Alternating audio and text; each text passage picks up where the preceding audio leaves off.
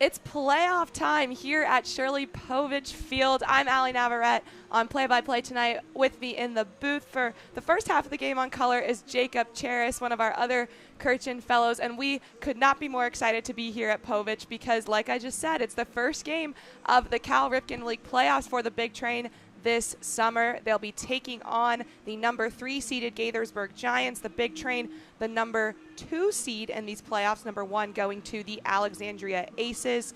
Very excited to be here. Jacob, how are you doing? Are you ready for playoffs? Oh my gosh, I'm hyped for playoffs. I've waited, made some special new graphics, that I've had for a week. Wanted to release those and just finally be here, get ready for the playoffs.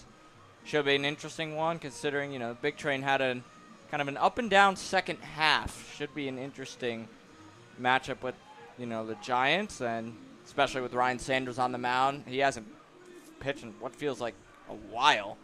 Yeah, the last time this guy pitched was against these very Giants, or the last time he pitched at home was against the Giants in that doubleheader. He played in Game 2, had a really good performance per usual. He was a Cal Ripken League All-Star, one of our best pitchers, so they had to bring him out for Game 1 of the playoffs. In the field to start here for the Big Train, it's Jason Schiavone behind the plate, Sean Lane at first, at second, Warren Holzmer, at short, Emilian Pitre, and at third, TJ Rogers. And your outfield, DM Jefferson left, Luke Nelwalk center, and Garrett Felix right. So should be very exciting. And leading off for the Giants is going to be Joseph Quelch. He's the DH. The DH for the Big Train this evening will be Clay Wargo. Yep, and not interesting, but we have some news. John Kramer, who hit that home run in the last game in the regular season, he will not return for the season. He has left with a lower body injury, and along with Connor Ball, who also we will not be seeing any more of. Kramer's a huge loss. Yeah, John Kramer was only here for a little bit as he was with Ole Miss as they were making their miraculous post-run national championship victory. That one fouled off, count 1-1 now. And he started to heat up, and then unfortunately as that was happening, he suffered an injury, so he's headed home. But very grateful that we were able to have not just one, but 2 national champions on this Big Train team this summer. Yep, and I think the Giants they have a lot of guys that are missing, that have already left. That's what the other broadcasters were telling us. Yeah, so quite a few guys have left, but the Big Train, still basically the entire roster except for those 2 we mentioned. That was only because of injury, because these guys want to win a championship. That one fouled off again, chopped third base side. Count now 2-2 to Quelch. But, yeah, these guys are committed to upholding the standard that the Big Train has set for itself over the past couple of years. They're the 5-time consecutive champions in this league. Hopefully can make it a 6th for Coach Sal Colangelo. The 2-2, that one popped foul again toward the concourse. I was talking to some of them on Sunday in the last regular season game, and they said they were just excited to finally kind of get back into play that really matters and you can actually win something. So playoffs should be an exciting time for them. 2-2 to Quelch. Down swinging he goes. Ryan Sanders starts with a K, something he can do all too well. Remember that one game we saw him hit 10? Yeah. Ever since his first start against the T-Bolts, he was outstanding. Up now at the plate, Dylan Wilkinson, the shortstop. First pitch into him lands, strike 1. And Joseph Quelch, best hitter in this league, batting .416 on the season. Right behind him is Emilian Pitre, our very own. But that's huge for Sanders to take care of him like that early. That one flying out to left field. Jefferson charging, makes a diving catch, but drops it. Will they call it foul or a ground rule double? Should just be a double, yeah. So Wilkinson now in scoring position. Jefferson I believe, is trying to argue that he made that catch in foul territory, or missed that catch, I should say. It was a great effort as he was hustling over, but they'll say it was a fair ball. So Wilkinson on second. Jeremiah Jenkins at the plate. The first baseman. First pitch to Jenkins, low.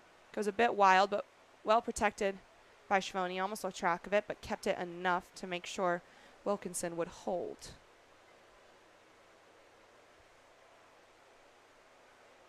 Sanders so far looking really, really good.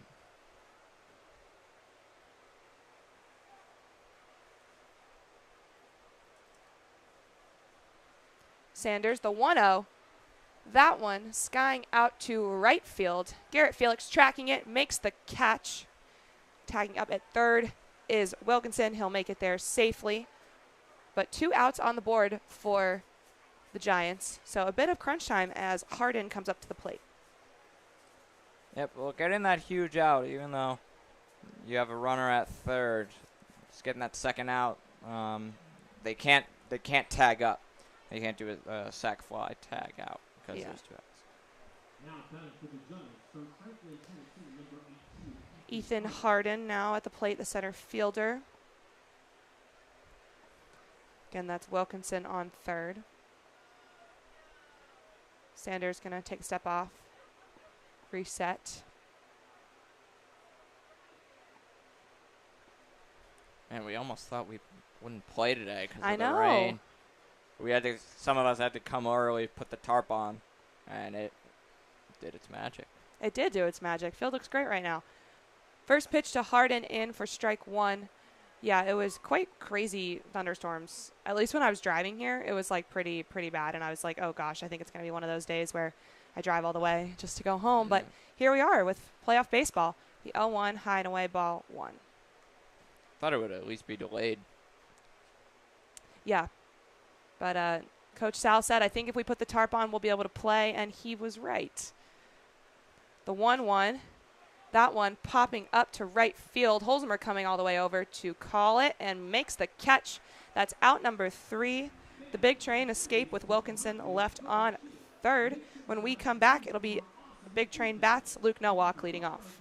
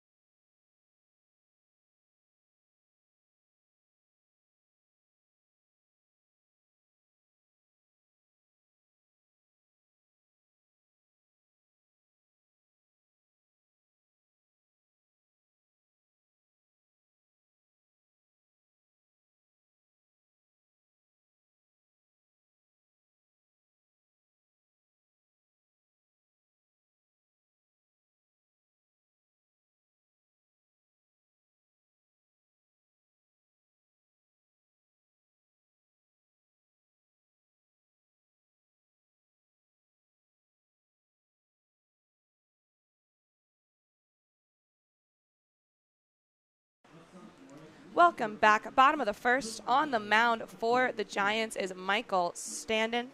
Behind the plate is Kleiman. And then in the field, Jenkins at first, Wilson at second, Ryan at third, Wilkinson at short. The outfield, Demery left, Harden center, and Amaral in right.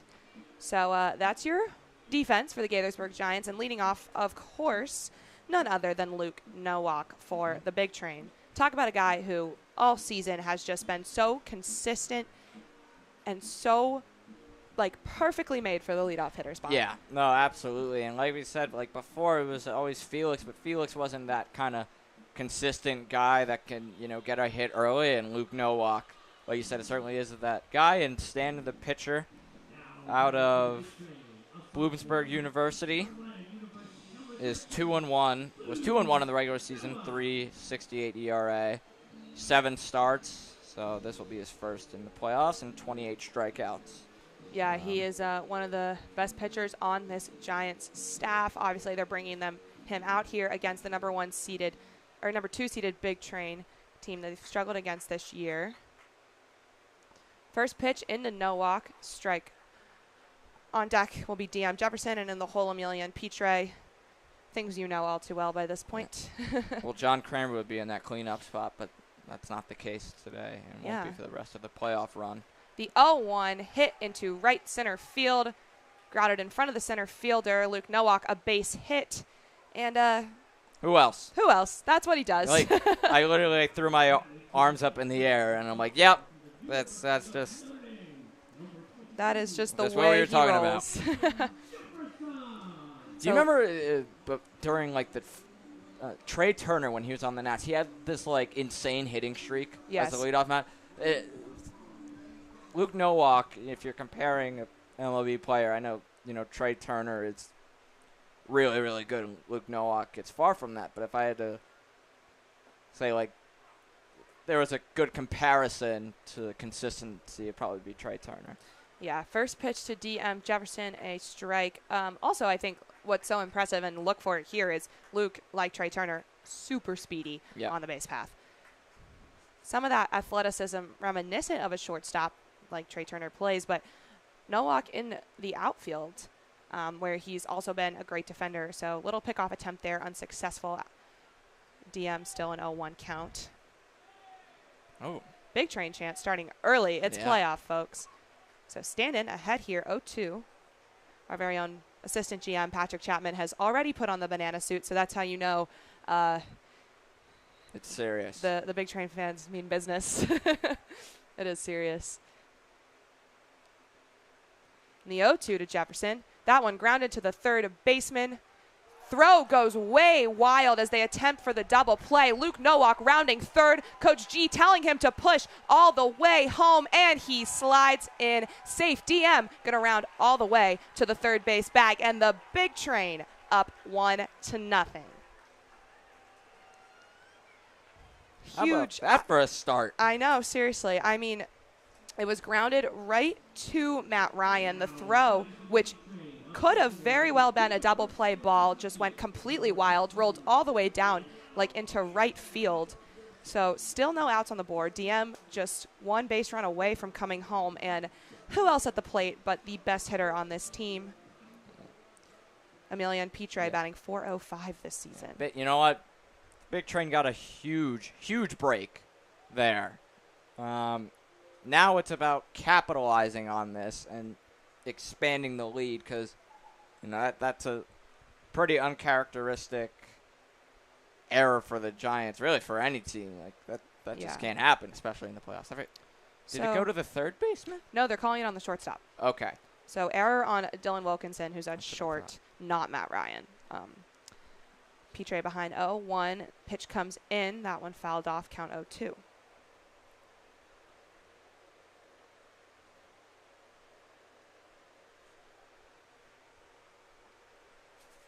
Big Train already in a good spot, but it's about holding the lead. They've let lead slip before.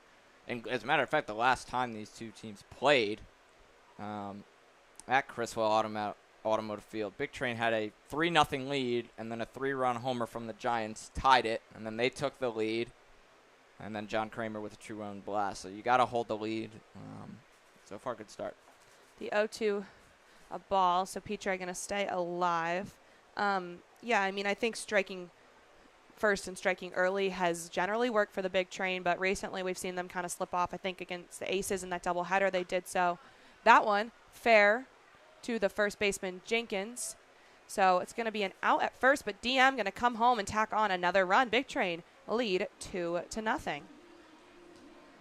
Yep, and that's exactly what the doctor ordered. Good hit from Pitre just to bring in Jefferson. It wouldn't be a smart play to throw to home because you don't have the force out. So I believe that will probably go down as a fielder's choice.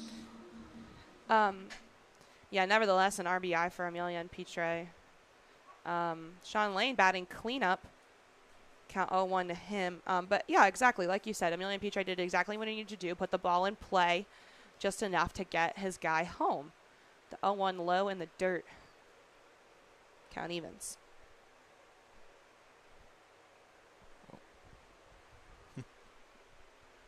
The 1-1 to Sean Lane. Kleiman tried his best to frame that, but no good.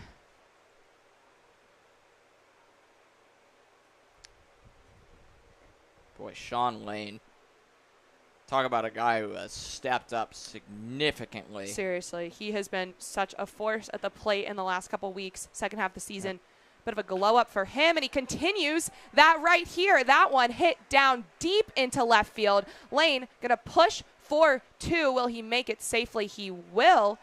So Sean Lane showing us why Coach Sal trusted him to bat cleanup. Coach Sal right now is cheering so hard. He was clapping so hard for that one in the dugout. That was awesome. Yep, and I talked to him after the game against the Grays where Lane hit that solo shot, and he said, he made a big adjustment at the plate. He's not, I guess, stepping out as much, and he's just going through pitches. He's batting in the last 7 days. He's batting 300, which is the 3rd best on the team. So.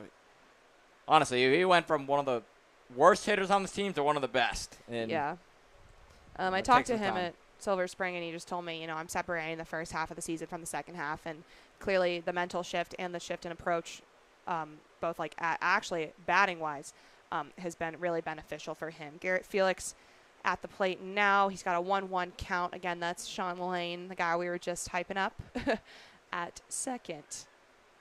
Standen eyeing him. He's taking his lead. We'll fire the 1-1 to Felix.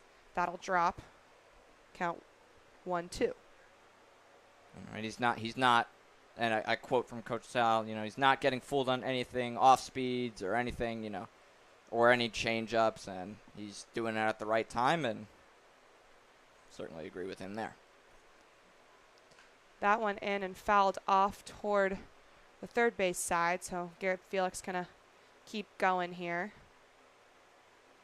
If I'm the University of Maryland coaching staff, I'm very excited for what this guy will do come next spring. He's just really used summer baseball to develop his skills, which is exactly what it's meant to do. And I think he's going to be a real force in the Big Ten. The 1-2 to Felix. Count evens 2-2.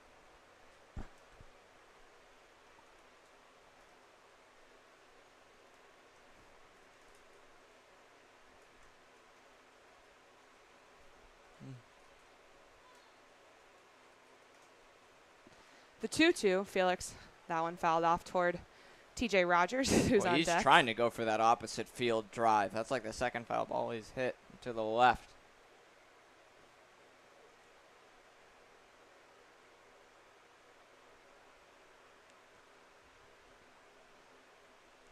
The 2-2.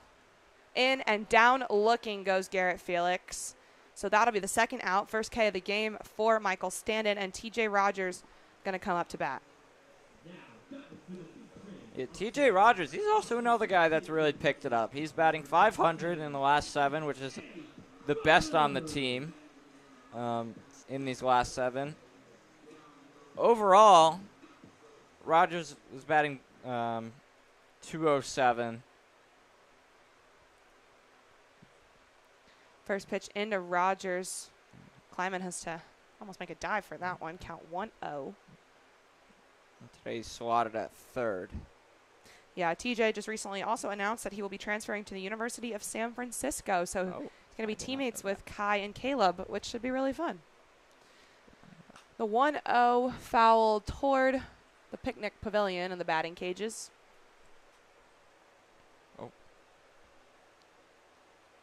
So he'll be a Don, I think is their mascot. Go Dons, I guess. My uncle went there. So, Uncle Paul, if you're listening, go Dons. We've got 3 of them now. Sean Lane still taking his lead at the second base bag. The 1-1 in. 2-1. Sean Lane taking a pretty substantial lead for a guy we don't necessarily see speeding around the base path that often. Yeah. I think some of the boys were chirping in like the other game about, he's kind of, I think he was like chasing a foul ball at the first base side, and he just couldn't get to it. He's not the fastest guy. He isn't, but he does always make a really good effort to get those balls in foul territory, and he's recorded quite a few outs that way this year, so it's been great stuff. TJ swinging there for strike 2. The 2-2, high ball 3, and now it's a full count. think, Sean Lane's effort and everyone's effort in the infield and outfield. I mean, when we talk to our pitchers here at the Big Train, they kind of say that it's really easy to strut their stuff when the defense backs them up like that. The 3-2 ball 4, it'll be a walk. I think it's just demonstrated in the hustle that all these guys have. They're ready to back up their pitchers, and they're finding those 3 outs any way possible.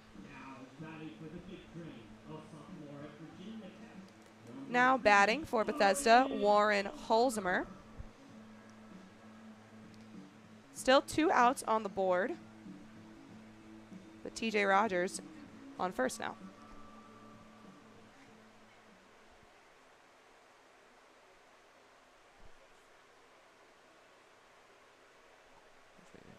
Standen, first pitch into Holzheimer, swing and a miss.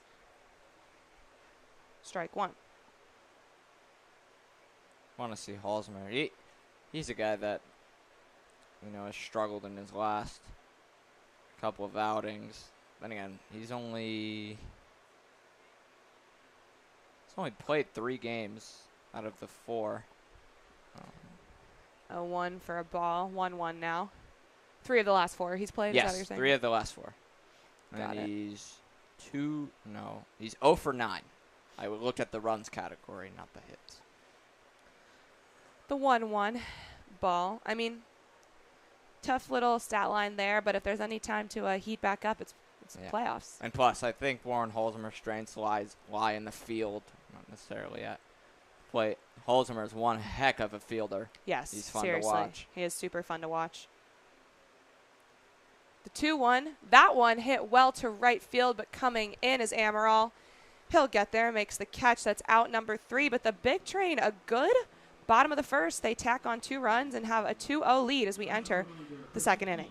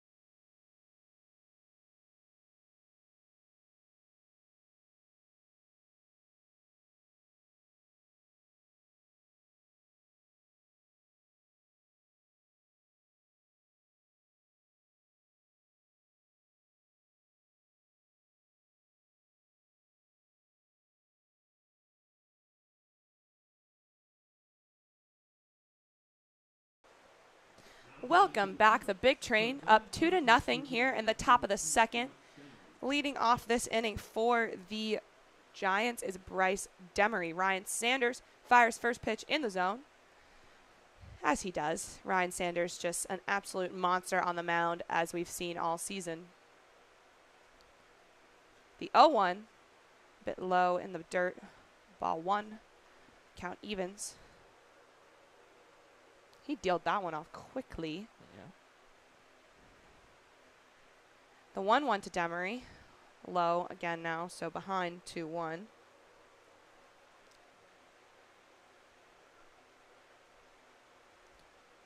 Demery batting .241 on the season. That one drops. Sanders fighting back. Count evens 2-2. He is the left fielder this evening for the Giants. Sanders settles on a pitch from Schiavone. The 2-2 comes in, and down swinging goes Bryce Demery. Ryan Sanders gets this inning started the way he got the last one started. with a strikeout. Boy, he is locked in. Yes.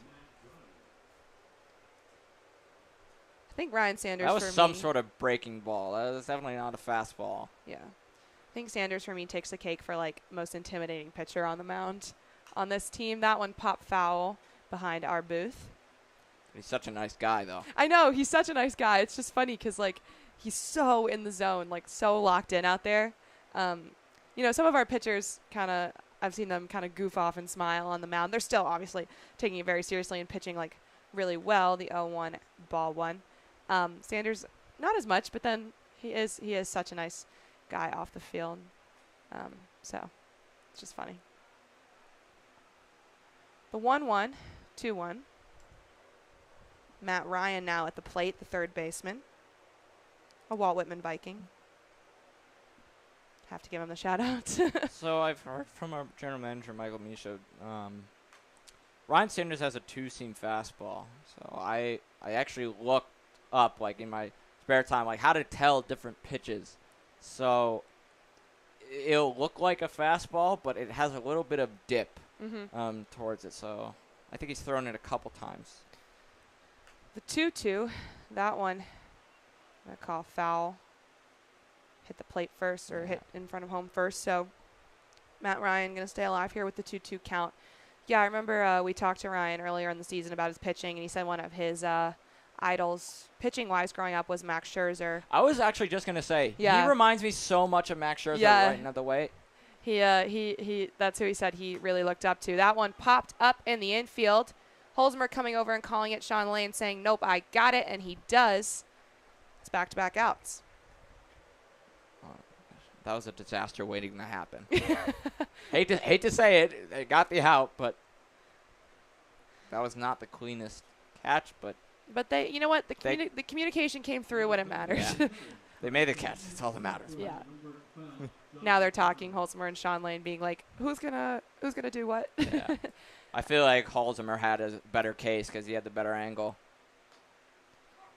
Sanders gets started ahead now to JT Amaral, the right fielder. But yeah, Max Scherzer, one of my personal favorite pitchers to watch. So not surprised if you're a young guy learning to pitch, you'd want to look up to him. 1-1 now. I didn't want to hype Sanders up too much because it's hard to, compare these guys to big-time pro players. But, yeah, I was just going to say, Sanders, like, the way he's so locked in and so focused and the way he just delivers, it reminds me so much of Max Scherzer. Yeah. Sanders now 2-1 to JT Amaral. Except Sanders doesn't have the double-colored eyes. Yes, the one brown, one blue. That one in.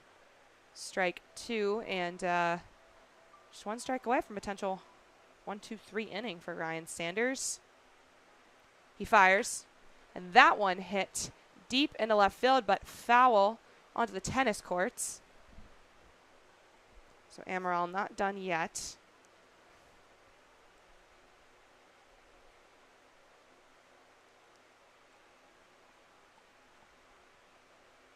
Sanders, the 2-2. That one grounded foul this time. Good at bat. Yeah, Amaral, no quit here. He's got a lot of pressure on him with the 2 outs. His team down by 2 runs. I want to see that 2-seamer. If I could tell. But, like, Bennett will probably be able to tell, like, the pitches. Yeah, he does know them really well. Yeah. And the 2-2, again fouled off. So Amaral really making Ryan Sanders work for strike 3. Yeah, Bennett, since he pitched, really knows him. So when he comes up here in the booth, you all will be... Sorry, folks. The 2-2 again foul. I think that was a 2-seamer. It kind of dipped and it had the speed of a fastball.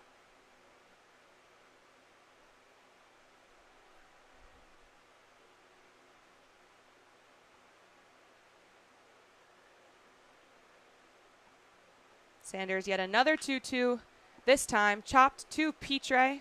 Thrown over to Sean Lane. Throw goes way wild. And Amaral going to reach first safely. I will say, even if that throw had landed, Amaral was making quite the push. Very speedy. So a runner on for the Giants, and the 1-2-3 inning will not happen. Ryan Sanders going to have to face Wilson now. Yeah, that's the second overthrown ball. You know what I'd noticed in the past couple of games? Sometimes Petre does overthrow the ball a lot. You know, I think he just needs a little more time to just settle it down. He's been a very good shortstop, but occasionally he just way overthrows the ball. Good thing the Giants did get an extra base out of that. Yeah. Sanders starting here to Wilson, the second baseman, with a ball. Again, now Amaral on first, but still 2 outs. Sanders, the 1-0. That one popped up. Holzheimer calling it. Makes the catch. So a little error from the Big Train infield, but not to worry. They get the third out, still have the 2-0 lead. When we come back, it'll be Clay Wargo, the DH, leading off for Bethesda.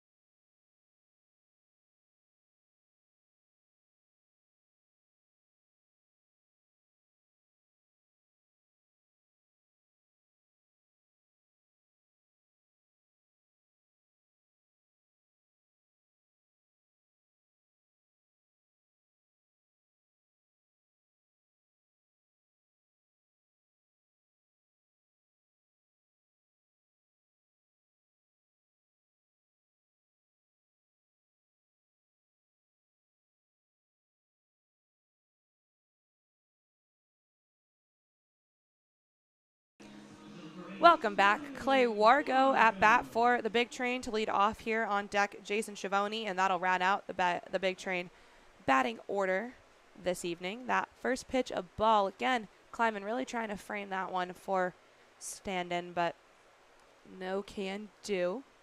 The 1-0 to Wargo, another ball. Clay Wargo, guys, that's been in and out of the lineup. I think he's probably going to be utilized more as the DH than catchers because Schiavone has done really good at the catcher position. Yeah, we this season have seen the Train rotating through 3 catchers, Clay Wargo, Baylor Cobb, and Jason Schiavone. Schiavone getting the nod today behind the plate. Stand-in behind 3-0, fights back 3-1 now. Baylor Cobb is battling some sort of injury. Yeah. Something happened at Gaithersburg on Tuesday. That one in full count now. And it was some sort of lower body situation. And then we had a day off and we came back on Thursday and he said he was okay. And he's played a couple times since, but definitely seen him kind of limping around. That one grounded to Matt Ryan at third, thrown over to first. And that one makes Clay Wargo safe because they're going to say Jenkins' foot was not completely on the bag. Yeah, it definitely looked like he kind of slipped and his foot came off the bag. So that's the right call. Yeah, I think so too. It was a great throw from Matt Ryan, but just needed a little more to get fully over to Jenkins at first. So Clay Wargo, a single to get started here for the Train, and Jason Schiavone at the plate.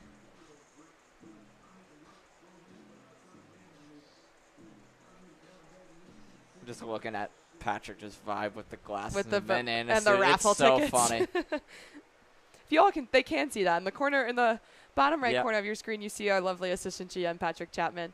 Hilarious. He's ready to go. Stand in, first pitch into Schiavone. Strike.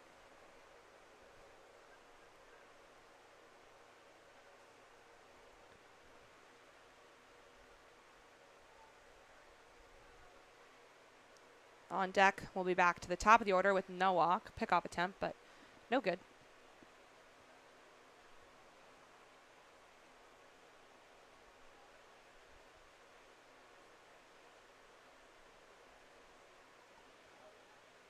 Standing, readying. Fires the 0-1, and Schiavone showing bunt, lays it down fair. Going to charge over to first, not in time, but puts the ball in play to advance Clay Wargo, and now a runner in scoring position for the Big Train.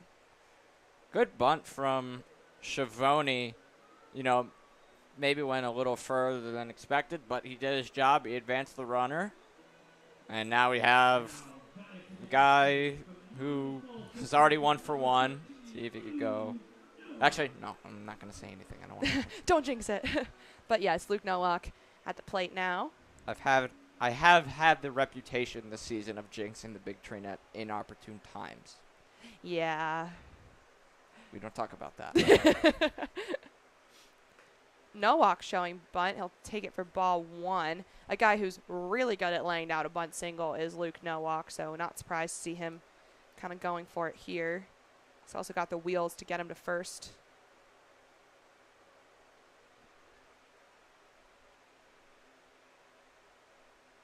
Stand in the 1-0, and Nowak going to swing now. That one fouled.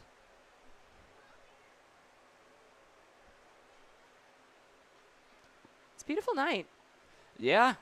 I mean, it's a little humid, but it hasn't been what it was like last week. Last week was grueling, and the doubleheader was just long and not a great night for Big Train baseball, and just incredibly hot. And we were hot, the guys were hot. It was kind of brutal. That one hit out to center field, but right to Harden.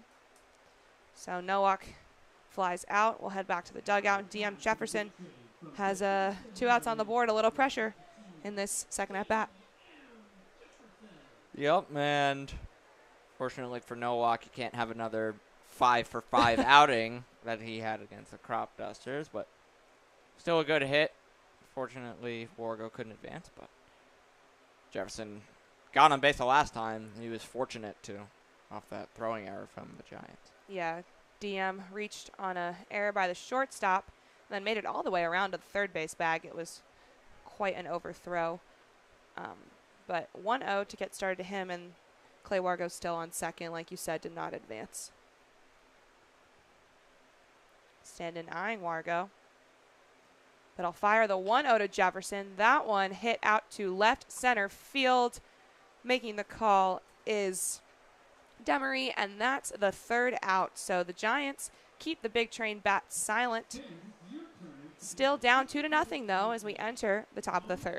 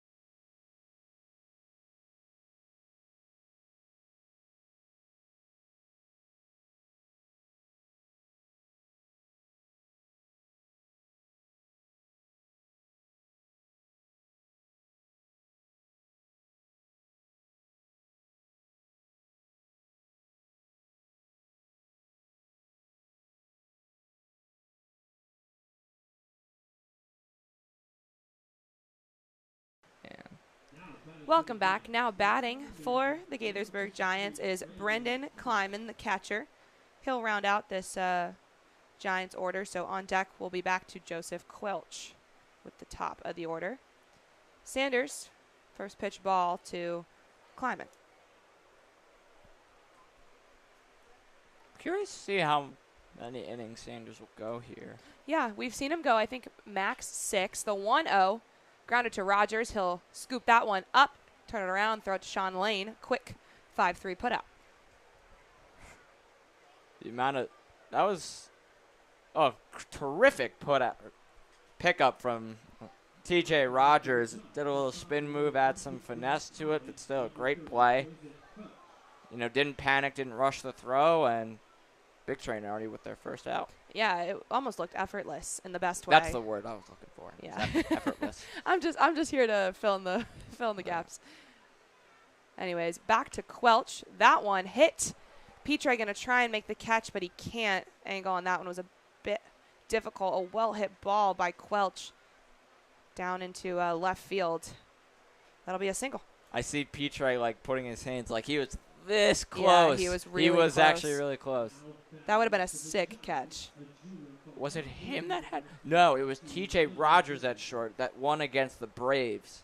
Remember that jump catch that he had? Yes, that was awesome.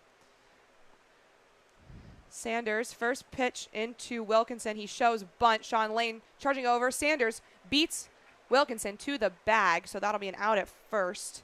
Quelch going to advance into scoring position, but good hustle from Sanders, the pitcher there. Yeah, great hustle. Whenever the first baseman goes off to get the ball, pitcher has to go to the bag, and Sanders did that, and we're already 2 outs in. Yeah, I mean, I feel like when you're a pitcher, that's exactly the kind of stuff they work on with you, speed and fielding-wise, and Sanders just demonstrated such finesse there, did it perfectly. Just adding that to his repertoire of why he's so freaking good on the mound. 1-0 to get started here to Jeremiah Jenkins, the first baseman. Again, that's Quelch out in scoring position. That one fouled off.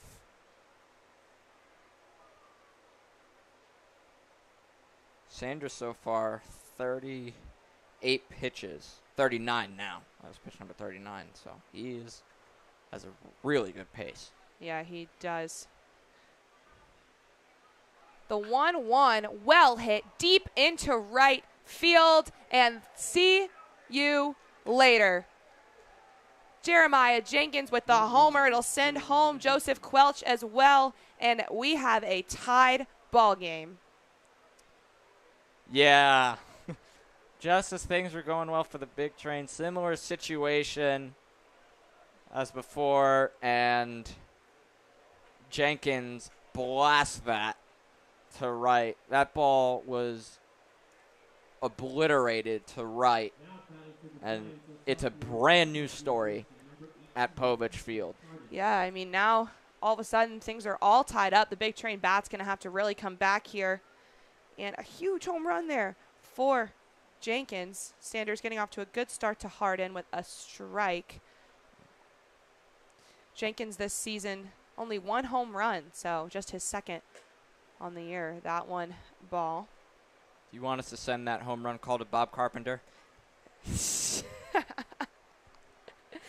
Yeah, everyone knows where I got that from. That one in, now 2-1. I tell a story, but I was live tweeting my first ever baseball game that I covered at Northwestern last spring, and when I was a freshman, so 2 springs ago, I guess. And I tweeted "See you later" on a home run tweet, and someone goes, "Which Nats fan is tweeting this game?" And I was like, "It's me." Of course. That one flying out right to Luke Nowak in center field, and that'll be out number 3. But huge top of the third for the Gaithersburg Giants. A home run from Jenkins also brought home Quelch, and now it's a tied ball game. When we come back, standing back on the mound, he'll be facing Emilian Peach.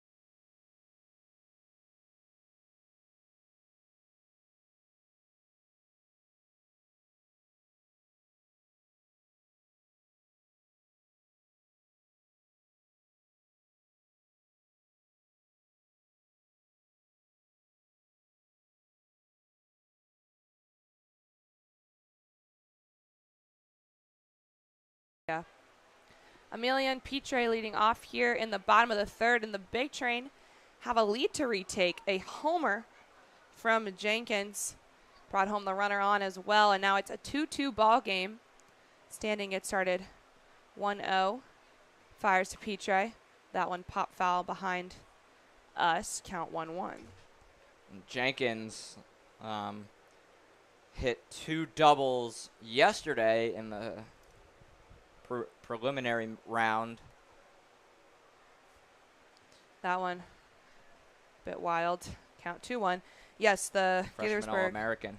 Yeah, he's very impressive. Great hitter for the Giants. And yes, like you said, play-in games were yesterday, so the Giants had to play a game to get here. That one, 3-1 is the count now. I believe they played the Giant or the Crop Dusters. I think it was so. Braves versus Grays. That one in, count now full. Let's see. I could be totally wrong. No, they played the Grays.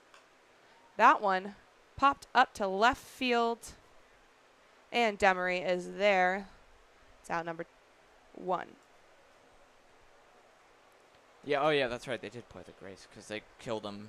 Yes, they were up was 10-0. 10-1 was the final score. So yeah, they took the Grays, the number 6 seed, and then the number 4 and 5 seeded Crop Dusters and Braves faced off, and the Braves took that one, so they'll be playing the Aces in their semifinal series. Sean Lane, again, in that cleanup spot tonight, is at the plate now.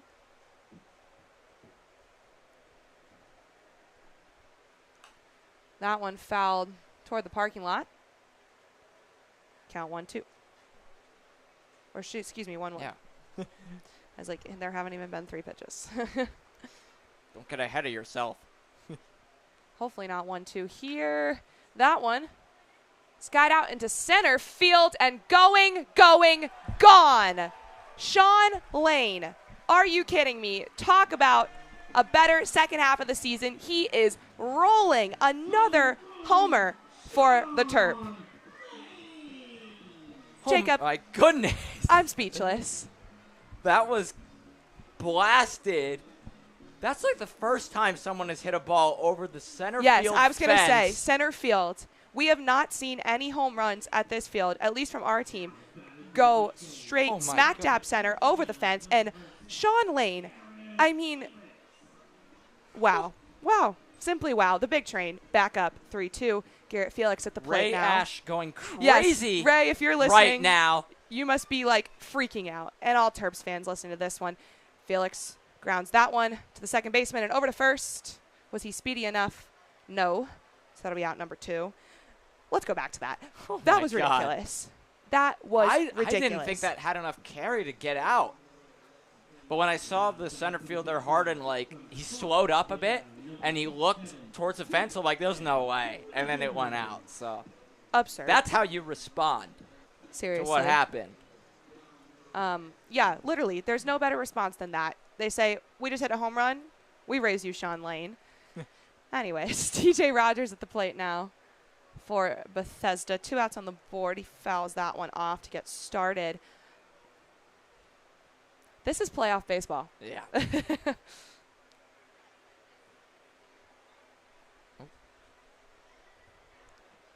Standing the 0-1, 1-1. So when I was talking about how excited the Terps coaching staff must be even more excited now because this guy is going to be a force. I'll be going at to the plate. more Penn State baseball games now because I think Maryland's coming to Happy Valley because we went there, so definitely be looking out for him. Like, hey, Sean, what's up? Remember when you hit that home run on July 25th in the bottom of the third? TJ fouls off, count 1-2 still. He'll be like, yeah, maybe. No, just kidding. You remember a ball like that, a hit like that.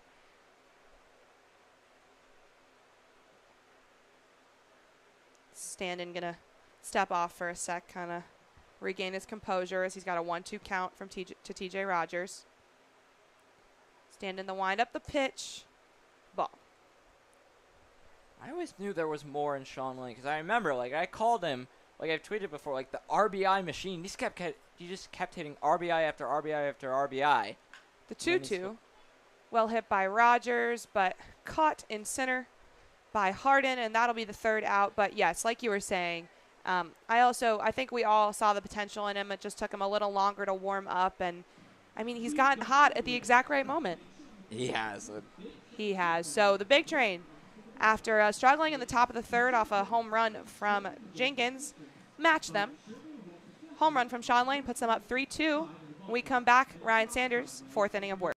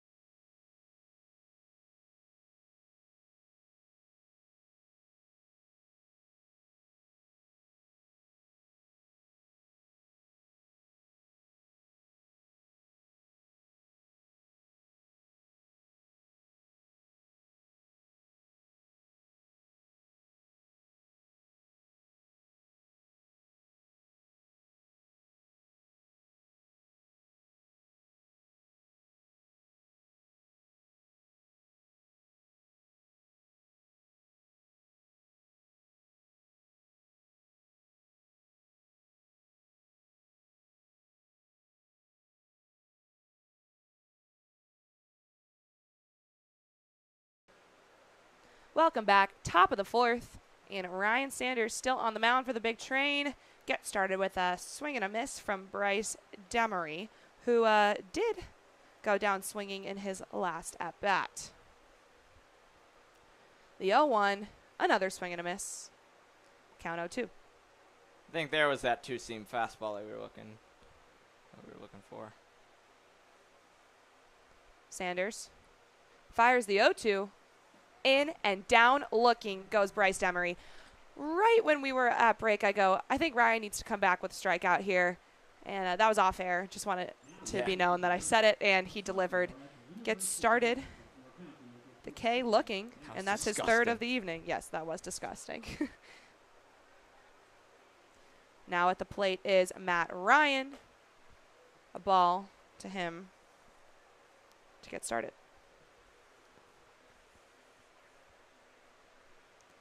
Sanders. The 1-0. Hefty swing and a miss there from Ryan. Count 1-1. And, I mean, Sanders did give up the homer to Jenkins in the last inning, but if anything's going to fire you up to come back even harder on the mound, it's going to be a home run from one of your own. And Sanders looking pretty confident right now after Sean Lane delivered for him. 2-1 to Ryan. In the dirt, count 3-1.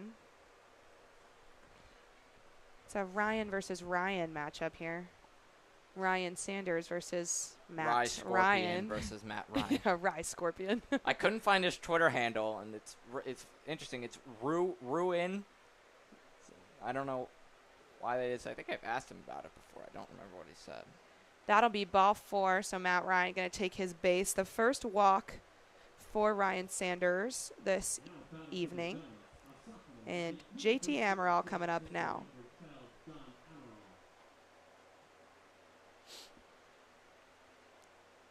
So Ryan on first, Amaral at the plate. Amaral reached first on an error, an overthrown ball by Petre in his last at bat.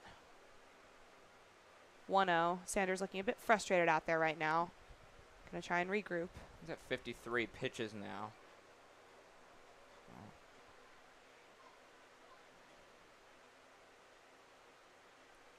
The 1-0. Another ball.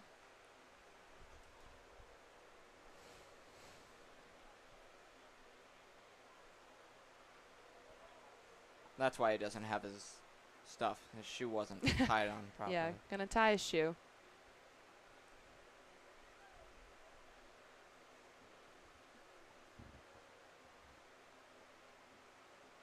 And the 2-0, that one hit deep into left field, but foul. That stayed fair. The Giants would have had a 4-3 lead. Yeah.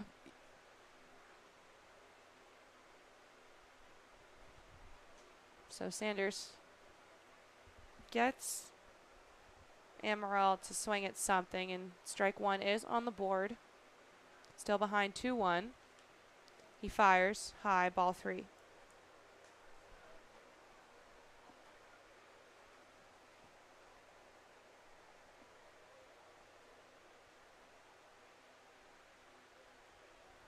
And the 3-1, that's ball 4. So Ryan Sanders back-to-back walks. And now 2 runners on for the Giants. This is not something we see Ryan Sanders with struggle. We don't see him struggle with this often.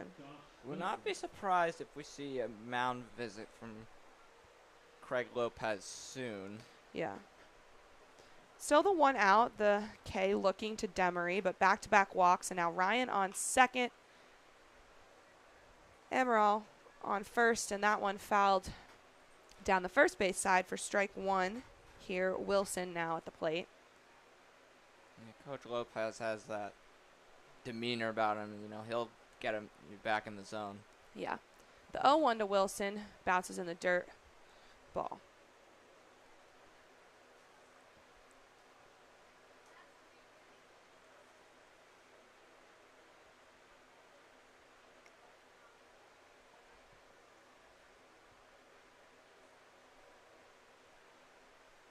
The 1-1, that one hit flying up in center field. Luke Nowak making the run, but that is gone over the center field fence, just like Sean Lane's. Wilson, the homer, sends home Ryan and Amaral. 3 more tacked on, and the Giants have a 5-3 lead. Jacob, this is unlike any game we've seen this season. It really has not been. But this is what's exciting. You know, anything you could do, I can do better. Sean Lane had the solo shot, and the Giants respond with an absolute missile from Joshua Wilson. Yeah, I mean, this has just been unreal. That's 4 hits now for the Giants. They've tied the Trains total. So Kleiman at the plate, he'll start 1-0. Yeah, still only 1-0. Sanders finds his own there to Kleiman, but that homer from Wilson also sent home Ryan and Amaral. So again, 3 more runs tacked on, and the Giants lead 5-3. Sanders, that one fouled. He's ahead now, 1-2. But this, again, this has just been a crazy game already. It's a big pitch right here. If you could get a strikeout or just an out, you know, get 2 out of here, and that'd be big just to slow the damage down, because right now the Giants are red hot. The 1-2, low, ball 2. Man,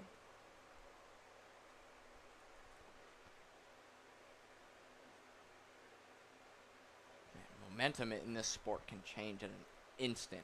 Yeah, the 2-2, well hit. Jefferson cannot make the catch. Kleiman gonna push for 2. It's all the way back on the warning track, and that'll be an extra base hit for Brendan Kleiman. Not sure what DM Jefferson saw there. He was to that ball a little late. He probably could have positioned himself a little bit better in front of the ball. I think he had some time. But boy, oh boy. Yep, and here comes Craig Lopez. Yeah, Coach Lopez coming out to talk to Ryan Sanders. It has been a bit of a struggle for him here in the top of the 4th. Definitely looking a bit frustrated, but can rebound. He's got 1 out on the board. His teammates hyping him up.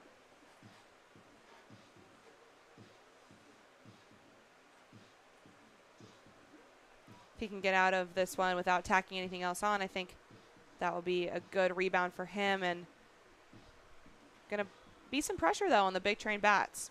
Oh, yeah, 100%. Back to the top of the Giants order with Joseph Quelch, the most dangerous hitter on this team. This could be a huge out for Sanders.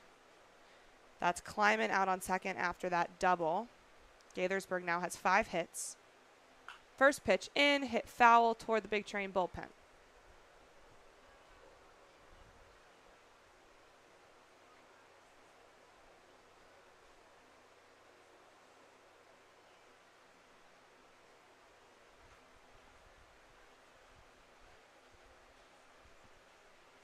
Sanders, the 0-1, swing and a miss.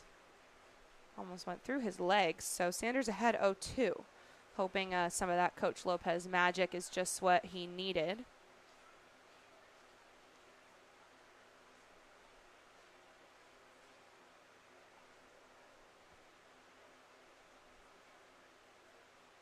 Sanders, the 0-2.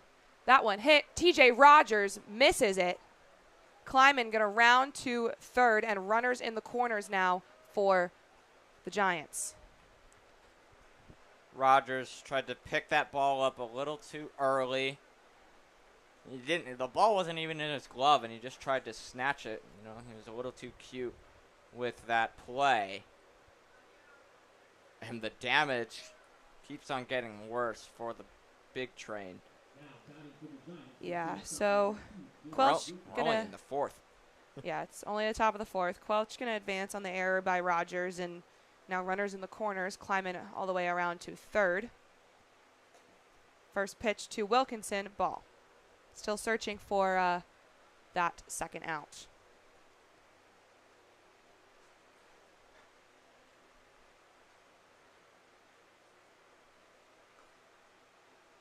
Second straight ball from Ryan Sanders.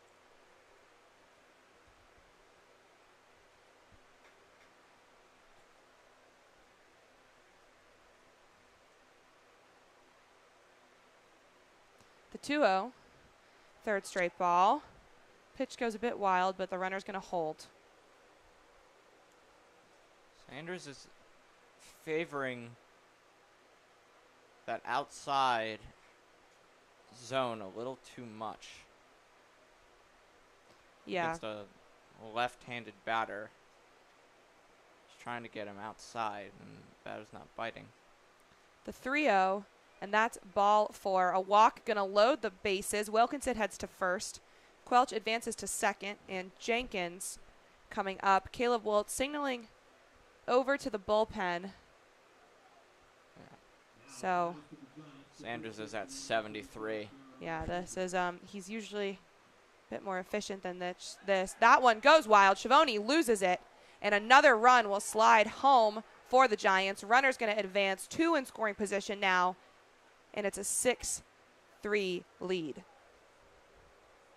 Sanders, I think, was too quick to deliver that pitch. I think that's really been his problem recently. You just got to settle down, take a couple of deep breaths, and then deliver. But I think he's just too fast. Yeah, he is dealing quite quickly. Again, they're very quick off the hand, and he's facing Jenkins now, who did have that home run. So Quelch on third, Wilkinson on second. Jenkins at the plate, and it's 2-0 to him. Again, just got to settle down a little here. Sanders fires. That one drops. Imagine Sanders is probably done after this. Yeah. In, and that's ball 4. So Jenkins going to take his base on another walk, and the bases again loaded for the Giants.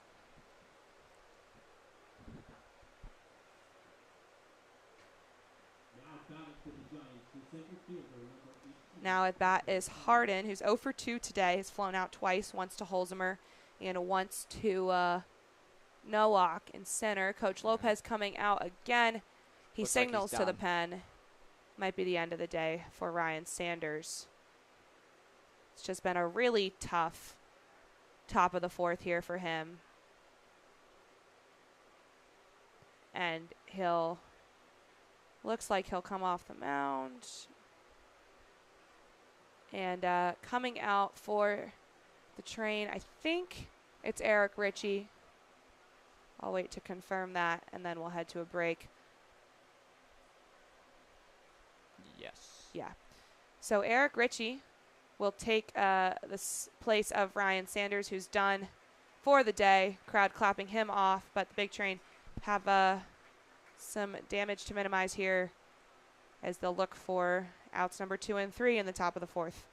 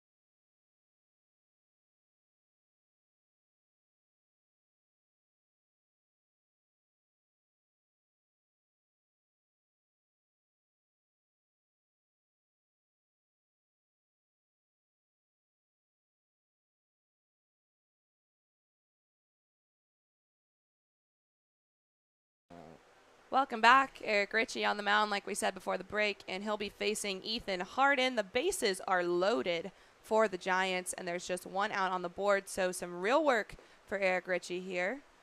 Started with a ball. That's Quelch on third, Wilkinson on second, and Jenkins on first for Gaithersburg.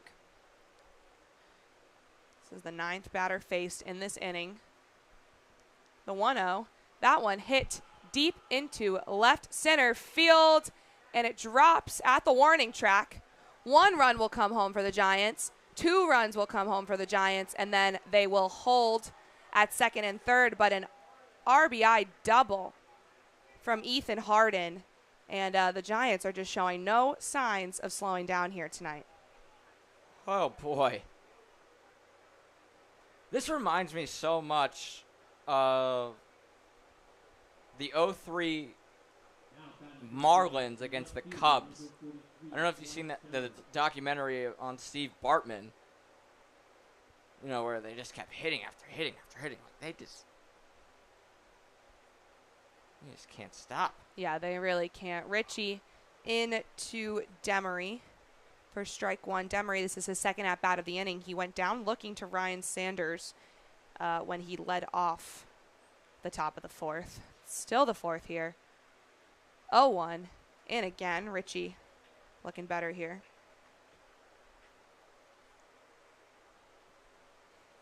So that get that second out. Yeah, that double again brought home 2 runners. So now the score 8-3. Ritchie in. He swung.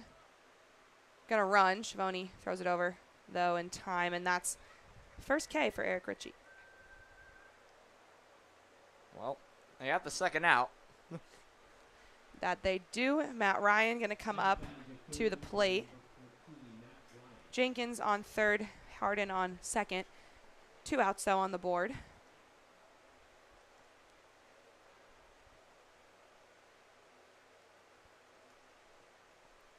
First pitch to Ryan, ball.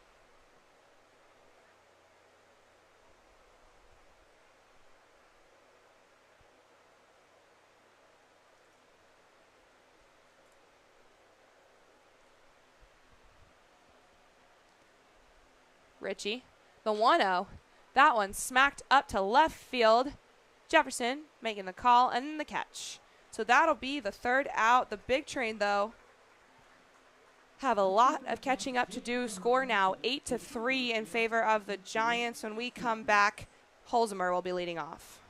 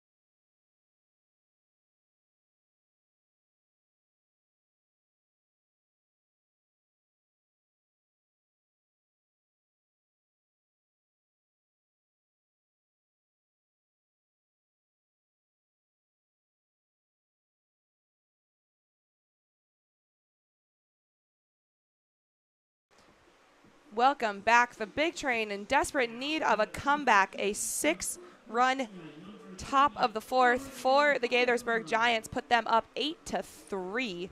So Big Train Bat's going to have to get real hot real quick. Warren Holzheimer leading off here in the bottom of the fourth. On deck, Clay Wargo in the hole, Jason Schiavone. Standen still on the mound. Fires. Holzheimer hits that one into center field, and it'll drop. A base hit for Warren to get started. He did something. Yep, he did do something, and that's a great start. I was just talking with the other broadcaster, the Giants broadcaster, Adam Gopkin, who went. Shout out to Adam, by the way. Oh my gosh, he's awesome. He's gonna go far. He's gonna go so far. Going to Cuse this fall. I was just talking the Giants. Big Train can easily get back in this game. They could easily score 5 runs. Giants have blown leads before. Big Train has had a couple of great comebacks. So anything can happen. Anything can shout happen. Shout out Adam Gopkin. Never count the train out. 0-1 here to start as Wargo fouled that one back. The 0-1 in goes through the legs of the catcher Kleiman, and Holzheimer going to advance with ease into scoring position.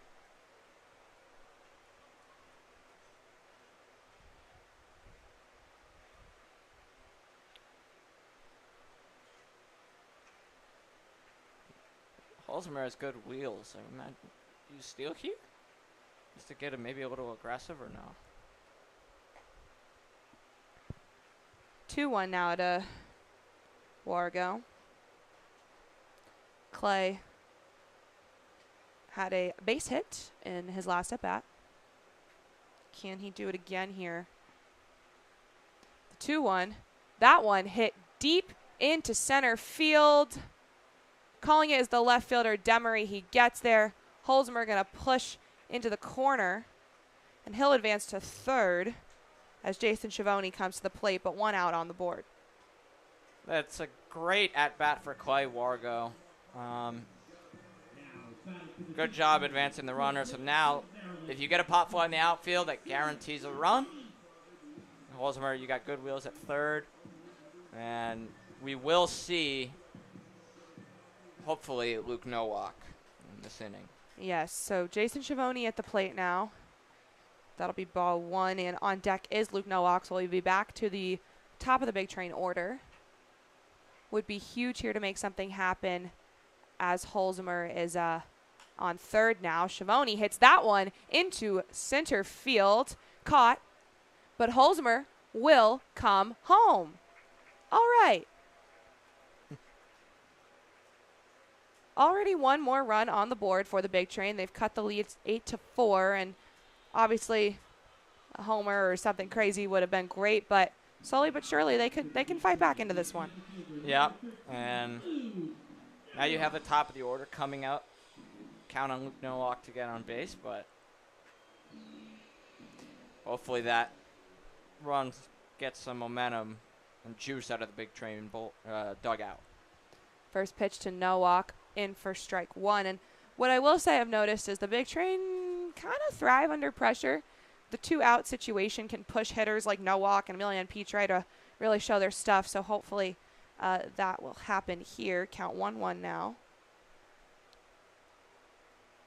2 outs never phase the Big Train is what I'm trying to say. Yeah, no. Sal Colangelo always talks about those 2 strike at bats. Capitalizing on those, have to be better at those. 1-2 now for Nowak as he fouled that one off.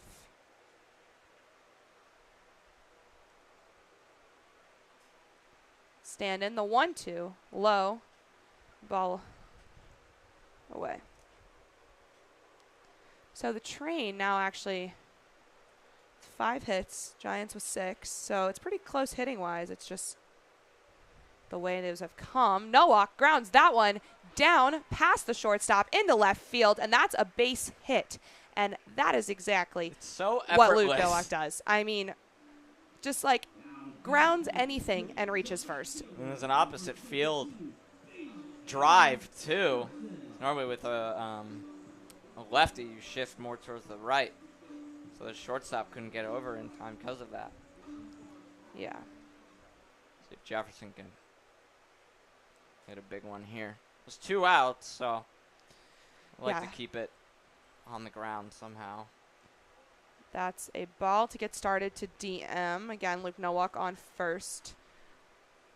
Would be huge if Jefferson can kind of make his way onto base somehow and then bring up Pitre. This is going to come down to the wire. I have a feeling it's going to come down to the wire. Only time will tell. Hopefully the Big Train can cut the lead just a bit more. Stand-in. Eyeing Nowak. But I'll send in the 1-0. Nowak charging. Going to try and steal second. And he's safe. Shades of Trey Turner, like we were saying. Yeah, seriously. I mean, huge play there for Luke Nowak. Now he's in scoring position. Just so smart. He's so fast, but also so smart on when to steal. Successful there, and DM a 1-1 count now. DM also a quick guy on the base path, so should he reach, it will be dangerous. The 1-1, way out, count 2-1.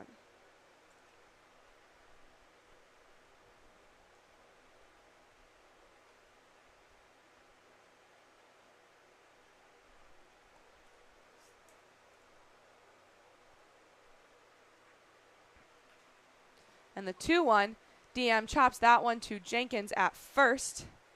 And that'll be the 3rd out. So Luke Nowak kept them alive, but Train can't make anything else happen. However, Warren Holzmer a base hit and eventually came home. So one more run is on the board. Score 8-4. When we come back, more work from Eric Ritchie.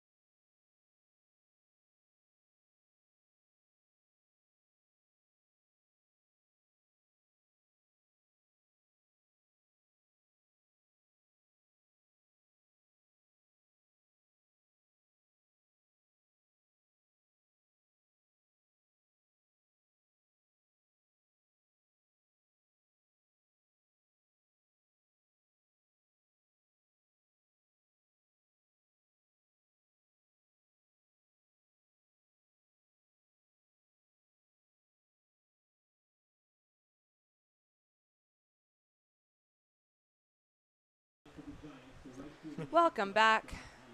Amaral, the right fielder, leading off here for the Giants. Eric Ritchie on the mound now. He came in and got those 2 outs in the crazy top of the 4th, but top of the 5th, and he gets started with a strike. Yep. Scoreless inning here would be big. Eric Ritchie, very impressive in his last performance for the Train over in Gaithersburg on Tuesday. The 0-1 swing and a miss there from Amaral. So hopefully he can channel some of that into tonight's performance.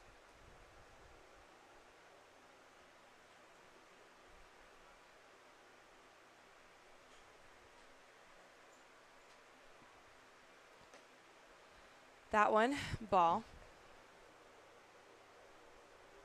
Home plate umpire has been good tonight, I will say. Hasn't called anything like super borderline. Yeah.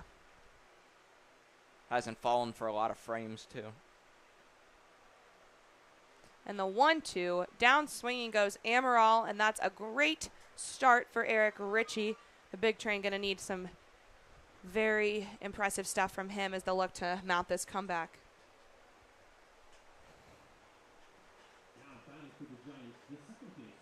Second baseman Joshua Wilson at the plate now. Had the homer that brought home the runners in the corners for the Giants in the last inning. Huge hit there. Ritchie starts with a ball low.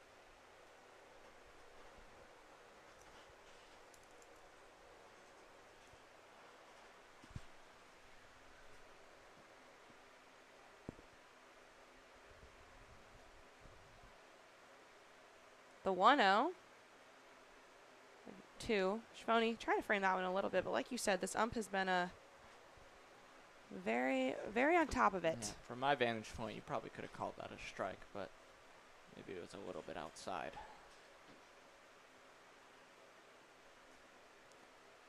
The 2-0 in, drops. 2-1 now.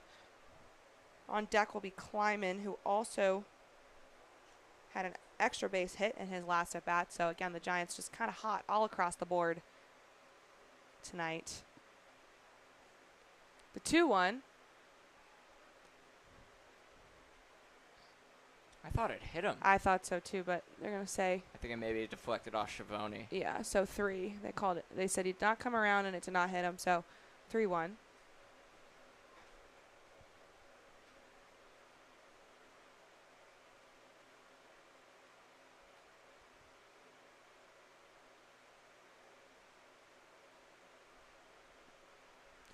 The 3-1 fouled right toward the Giants dugout. A lot of ooze from the crowd there. Count now full.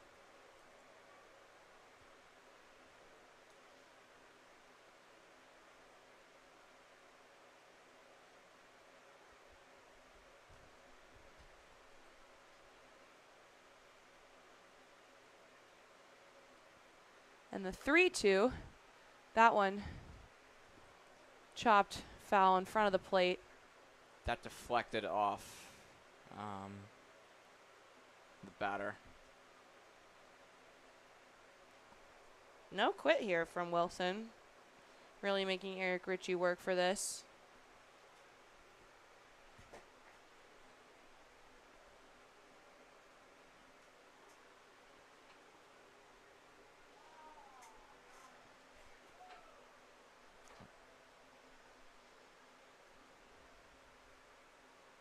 Ritchie, the 3-2, foul again. Good at bat here.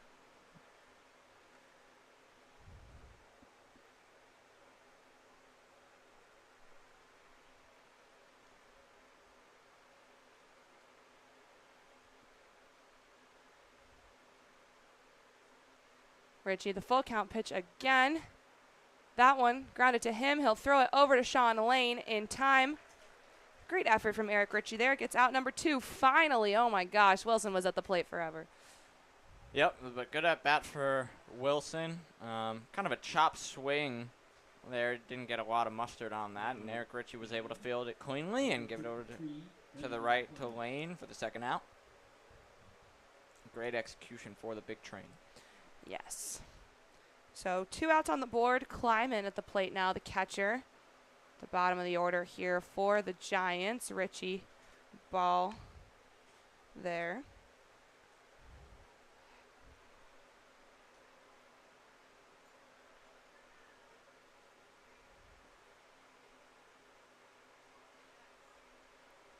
The 1-0, some serious heat from Richie. Count 1-1.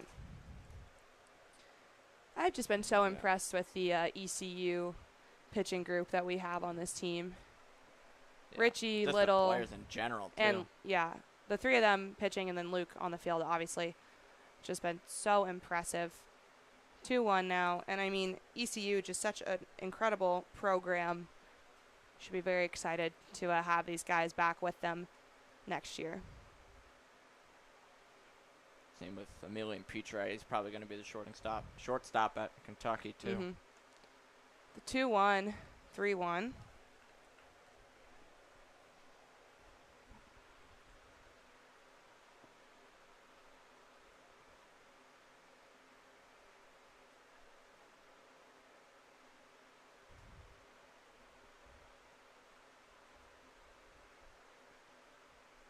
Richie, the 3-1 in, drops perfectly. So count full to Kleiman, and should Richie take care of Kleiman, it would be a nice 1-2-3. Top of the 5th, the big train could really use that. It hasn't been an easy 1-2-3 should it happen, but still nonetheless. Richie, the full count pitch. Believe it might have hit him, or it was a ball. I'm not sure. He backed off, did not swing, so good patience there from Kleiman. He'll reach, and Quelch will come up. A little too much inside, Richie, although his fastball in the second pitch, the second strike, was really good. Good delivery, but now you have a runner on, and you have 2 options for outs. So that'll be the first walk for Richie. Ball high to Quelch.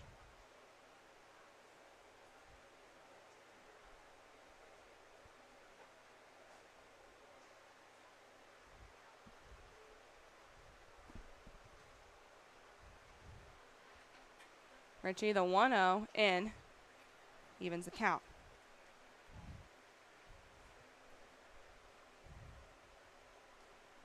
Again, Quelch in that DH position for the Giants in the leadoff spot as well. It's quite dangerous, leading this league in batting average. That one in and almost got away from Schiavone, but it's all good. So runner going to hold it first. It's Kleiman, and 2-1 count now to Quelch.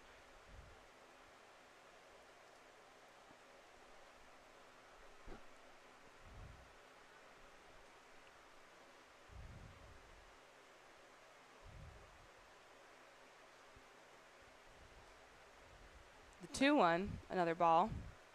Quelch has 10 doubles on the season.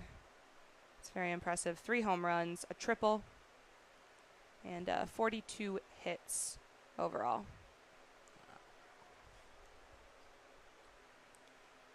See if you could do anything here. Richie, the 3-2 and swung on.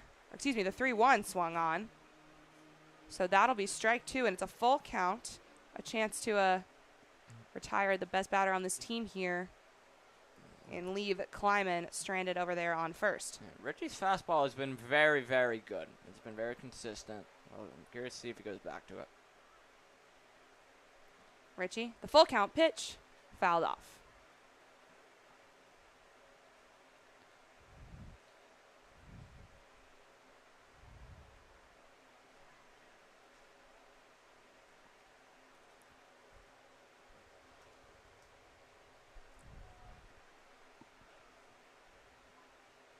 Be huge if they could get him out here. Richie, another full count pitch, fouled off. Car crusher. Yeah, 100%. There's a couple times where, like, I would be down on the concourse doing social media, and there'd be a foul ball, and I would hear this massive thump. So Hopefully these people have insurance. As long as it's not a windshield. There needs to be a thing called foul ball insurance. Yeah. You should take that up with, like, Geico. Do a little MLB partnership. The 3-2 smacked down right field side, but foul again. So still no quit. Quelch making Richie work for it just like his teammates have been. And these Giants bats, they know how to stay alive. They do know how to stay alive.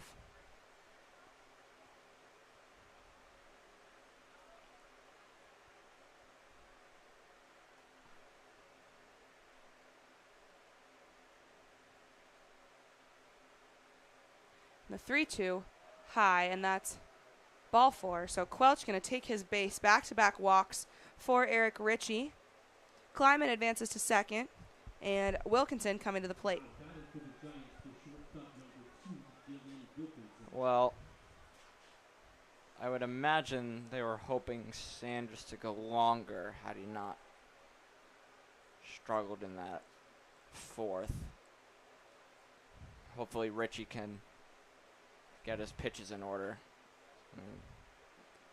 Ball to Wilkinson. Don't want to have back-to-back walks like that. Yeah, again, Ritchie off to a good start, striking out Amaral and then scooping up the grounder from Wilson and getting it to Sean Lane in time. But back-to-back walks have plagued him as he looks for the 3rd out. Gets a swing and a miss there from Wilkinson.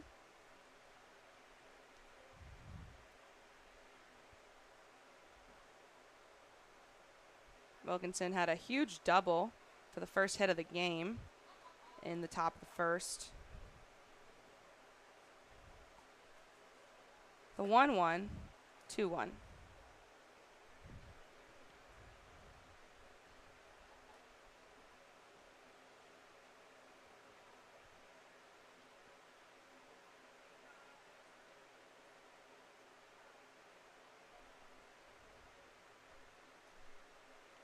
Ritchie, the 2-1, just missed.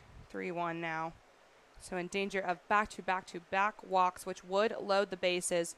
Be very stressful. Again, the big train still have a 4-run deficit.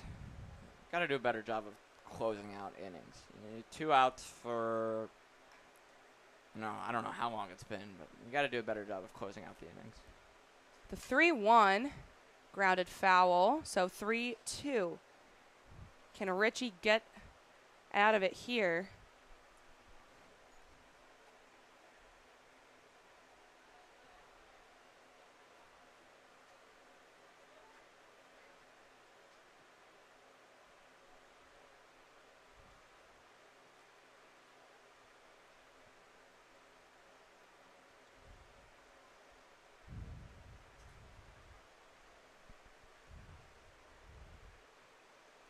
Sure what's going on. Yeah, I'm not sure either. Something with the batter. With the bat, maybe? Yeah, I think he was fixing his bat up. Full count still to Wilkinson. Again, Kleiman on second. Quelch on first. Ritchie looking for that 3rd out. Fires. And that is ball 4. So back-to-back-to-back walks for Eric Ritchie, and the bases now loaded for the Giants. Now batting for the Giants, the first baseman, number 35, Jenkins coming up to the plate. He walked in his last at-bat, but had a homer in the top of the 3rd that really fired things up for the Giants, and he'll hit that one into center field. Will drop in front of Luke Nowak. 1 run comes home. 2 pushing. Schiavone gets the tag. So just 1 will come on the board. Kleiman home. The Giants 9-4 lead now, but a huge out from Jason Schiavone. Great stuff, and the big train will now have a 5-run deficit to climb back for. But Emilian Pitre will lead off in the bottom of the 5th.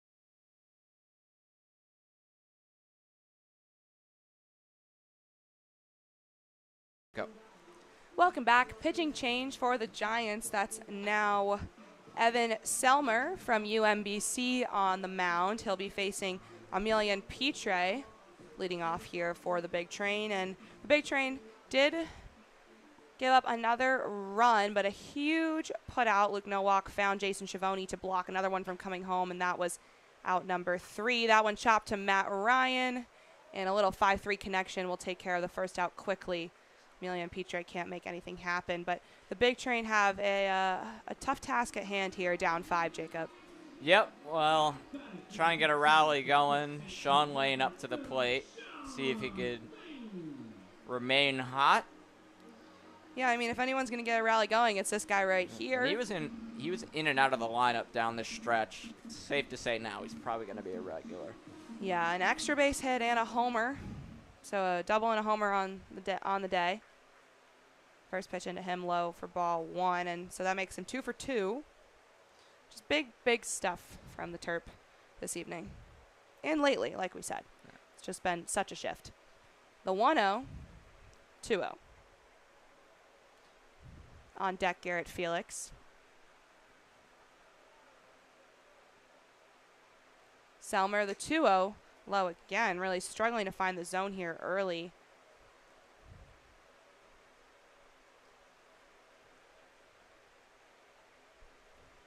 And the 3-0 lands. Sean Lane was not going to be swinging at that. Evan Selmer, 20 and a third innings pitched this season for the Giants. That one high. Sean Lane going to take his base on a walk. Selmer's 13th of the season. He's got an ERA, though, of 6.19. Huh. So not too good.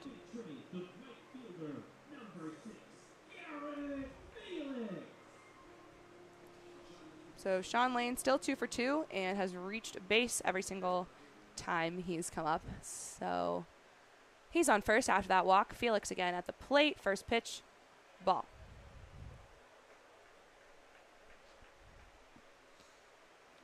Talk about a guy you kind of always want on the base path. It's Garrett Felix. Mm-hmm. He's just so strategic and speedy out there. Can really make a single turn into something coming home. And speaking of a single, that's a base hit down left field. And 2 runners on for Bethesda. Right. Now you got something to work with. Now coming up. So a base hit from Garrett Felix will send Sean Lane also into scoring position. Can TJ Rogers make something happen now? 2 runners on, just 1 out. Got to capitalize here. Even if it's just a single to load the bases, you don't want to. You really don't want to leave the runner stranded in this inning. You really just don't. First pitch ball to Rogers. Yeah, especially down 5. There's a lot of ground to cover for the Big Train, but also it's only the bottom of the 5th, so it's not super crunch time yet. And if you can start to tack on here, would just be huge. That one 2-0, and Selmer really struggling a bit with his control. Yeah, just about to say hasn't found the zone a whole lot so far. He's given up 14 hits, 17 runs, 14 of those earned. That one in. TJ grounds it foul.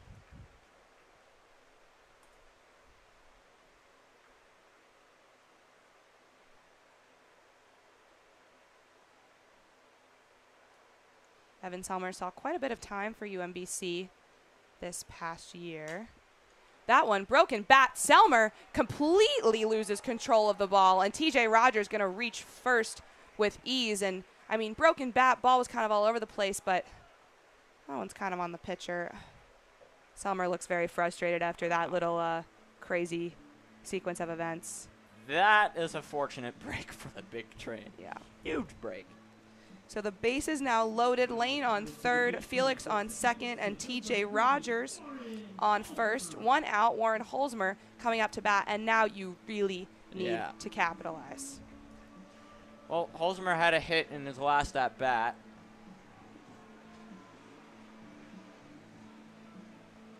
So can he make something happen here? Again, TJ Rogers reaching first on that error by Selmer. Was it me or did a drone fly over the the press box. I swear to God. I don't know. I saw like a red and green light just fly over the press box. First pitch, a ball to Holzmer. I think there are a lot of rules in this area about how you can't use drones because it's like close to the government. Fair. Like my friend's brother got a drone for Christmas and they had to like drive far away from their house, even though they live in like Potomac, because there's like a bunch of government rules because we're so close to DC. I don't know. The 1-0, 2-0, and Selmer still cannot find the zone.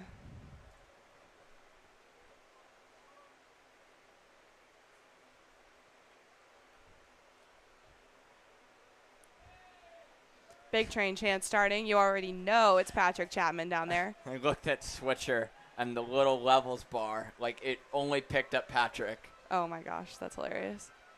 Anyways, 3-0 now, and a walk here would send home a run. I mean, I'll take it. Warren, if you want to hit a grand slam, that's cool too, but but I'll take a walk. We've seen one grand slam this season in a big train game. When? It wasn't us. It was the other team.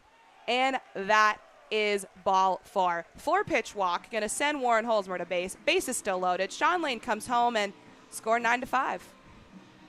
Yep, and tying run to the plate.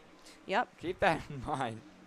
So Clay Wargo, the DH, coming up. Felix now on third. TJ Rogers on second. Warren Holzmer on first.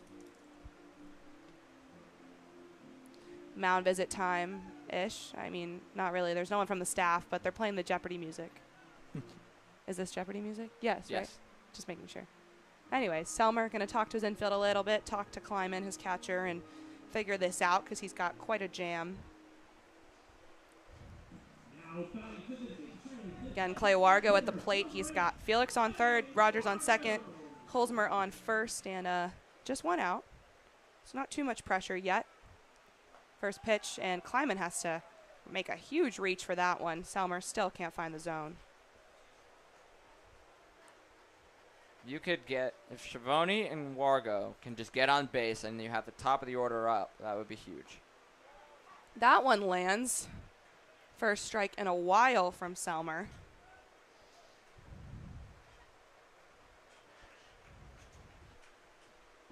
I mean, get on base. That sends home more runs automatically. Base is still loaded. Ball 2.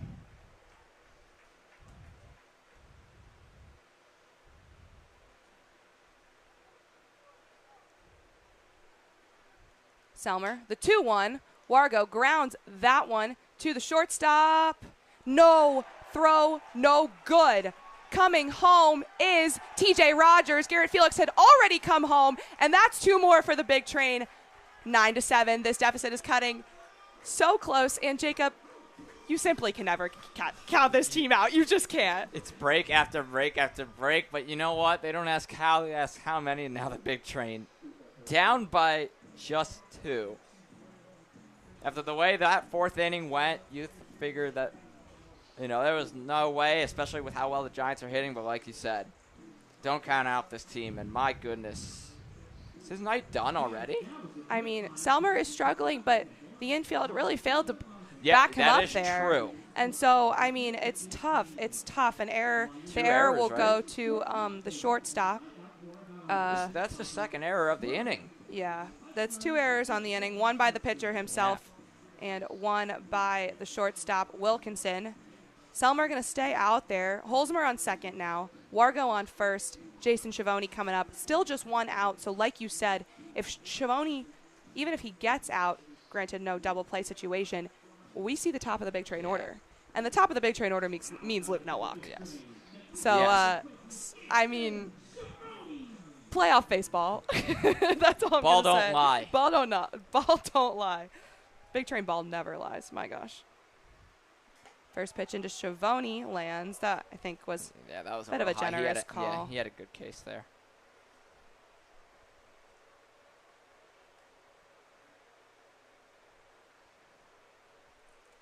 Selmer, ball.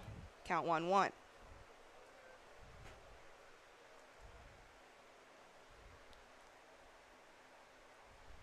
getting a little dicey here at Shirley Park. I know, seriously.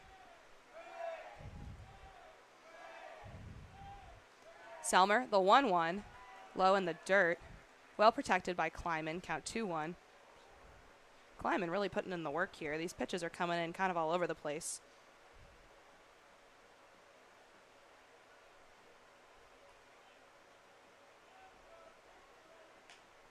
Schiavone hits that one right to the first baseman, or excuse me, the second baseman, and Holzmer was off the bag, so they're going to get to the bag before he can get back, and that is 2 outs.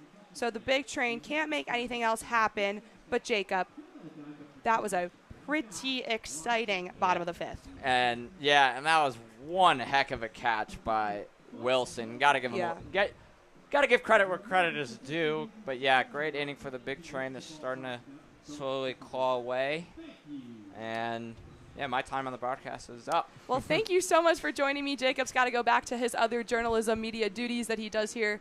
But Jacob, always a pleasure. Bennett Solomon, one of our other Kirchen fellows who y'all have heard before, will be back on the call with me for the second half of this game. But the big train slowly but surely cutting back into this one, down just 2, 9-7 as we enter the top of the 6th.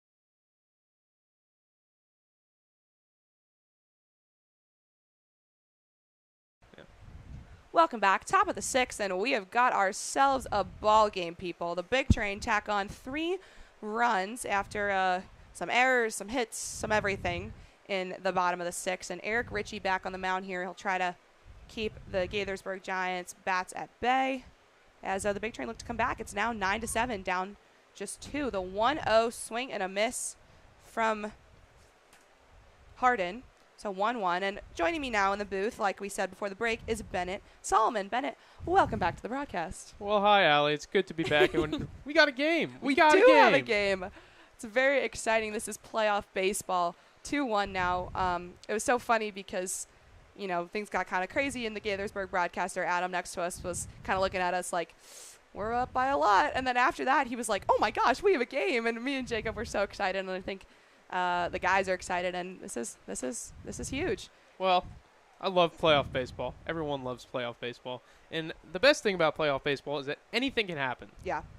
And that's what we've seen tonight. It's really been all over the place, and the big train were once down, I think, 8-3, and now it's 9-7. It's a high-scoring game, especially for the big train. The 2-2, 3-2. And, you know, we haven't really seen this happen since, like, some of those crop dusters extravaganzas. We've seen a lot of close wins from the train. We've also seen some mercy rule blowouts, but high-scoring close games are not really their forte. So it's been quite an interesting night of big train baseball. Richie, the full count pitch fouled back. Well, I think I'd describe this as 2 words so far. It's a nail-biter and a dogfight. It's kind of like 4 words. I don't know. Why Never do you have mind. to, you don't Sorry. have to count the articles, sorry, but, you know, that's okay. I didn't mean, I'm very grateful you're here. I didn't mean that. She pulled out the finger counter too. I was thinking about it in my head. The 3-2 won't go, so that'll be a walk for Eric Ritchie, his 4th tonight. And Coach Lopez coming out, going to have a little chat with him. Again, as the big trainer looking to fight back in this one. Can't not be affording to send guys to base. Lopez just signaled to the bullpen. I think we're getting a pitching change here. It looks like someone tall, but not as tall as Kai. So not Kai. Yeah, you can't be. That's very specific. And when you say tall, then I think Kai Birding. Well, is that Merritt? I believe so. From one ECU boy to the next, Merritt Beaker going to come out and take the mound. He had quite the performance oh gosh, I can't even remember. I think it was here. It was here. Quite a performance the last time he pitched to Shirley Povich. So he'll be taking over for his college teammate. We'll step aside quickly, but when we come back, it's Merritt Beaker on the mound.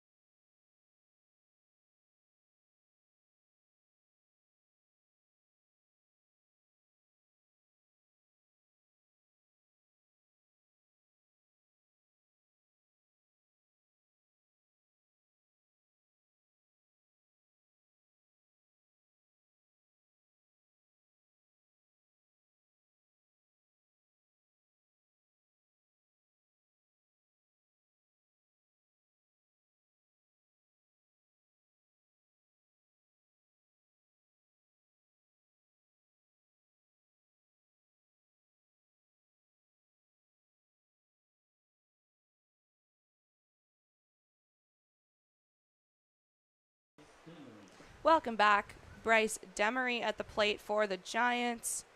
That's Ethan Harden out on first after a walk from Eric Ritchie. Ritchie's time is done, and it's Merritt Beaker now on the mound, like we said before the break. No outs for the Giants. Demery showing bunt, lays it down. Beaker scoops it up right over to Sean Lane, and that's the first out. So Harden will advance, but 1 out on the board. I get the small ball aspect, in the playoffs situations, but both teams have really hit the ball well tonight. It's kind of I'm kind of surprised to see that. Let the Giants hit a little bit. Yeah. They've been pretty successful. But the big train will take it. So Beaker 1 out on the board. Harden in scoring position out there on second, and Matt Ryan at the plate. Ball to get started to him.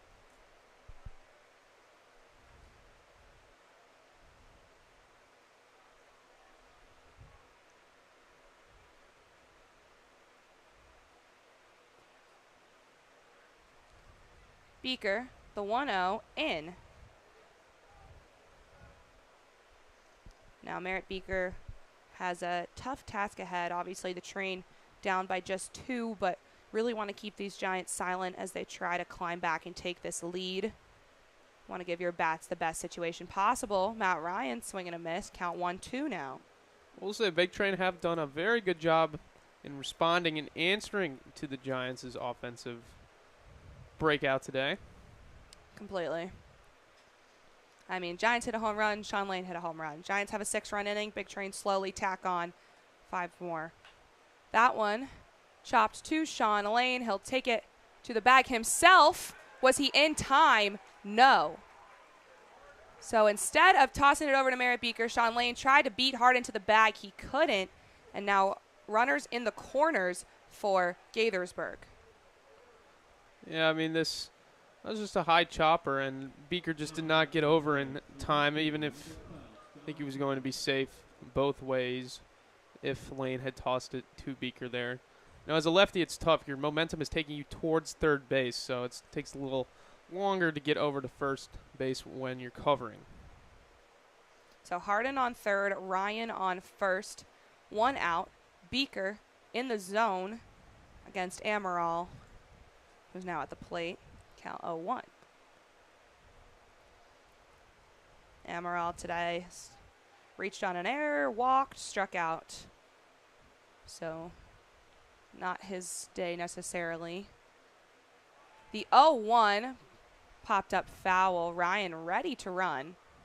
To keep an eye on him, but 0-2 count to Amaral.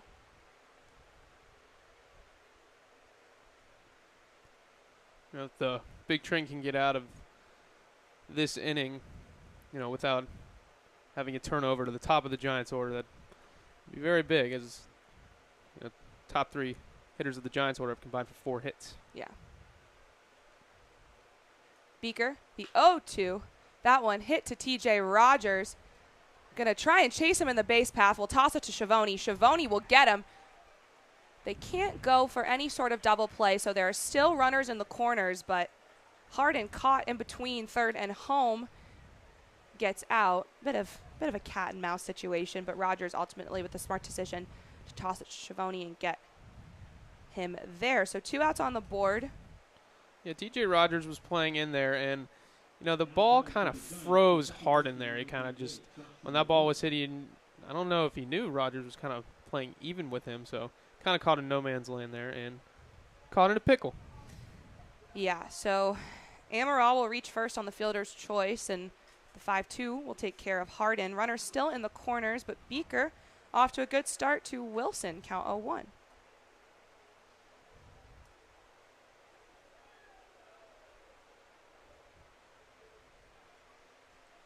Well, Wilson is had that 3-run home run. Yes, he did. That was huge for the Giants. 1-1 now. I was saying we've only seen 1 grand slam in a Big Train game, and it was the other team. But I don't remember who it was. Maybe the Braves? Oh, it was the Braves, yeah. The Braves. That doubleheader. Yeah. The 1-1.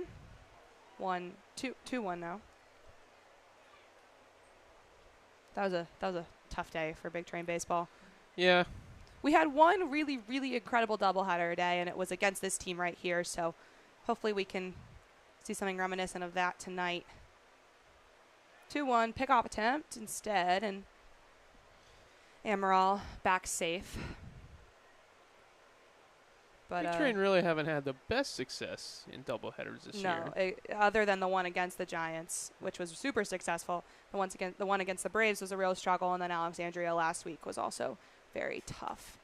The 2-1 fouled back. However, it's the playoffs. Exactly. That's put behind us. In that the doesn't past, matter. Doesn't matter. In a Ziploc bag. Zipped up.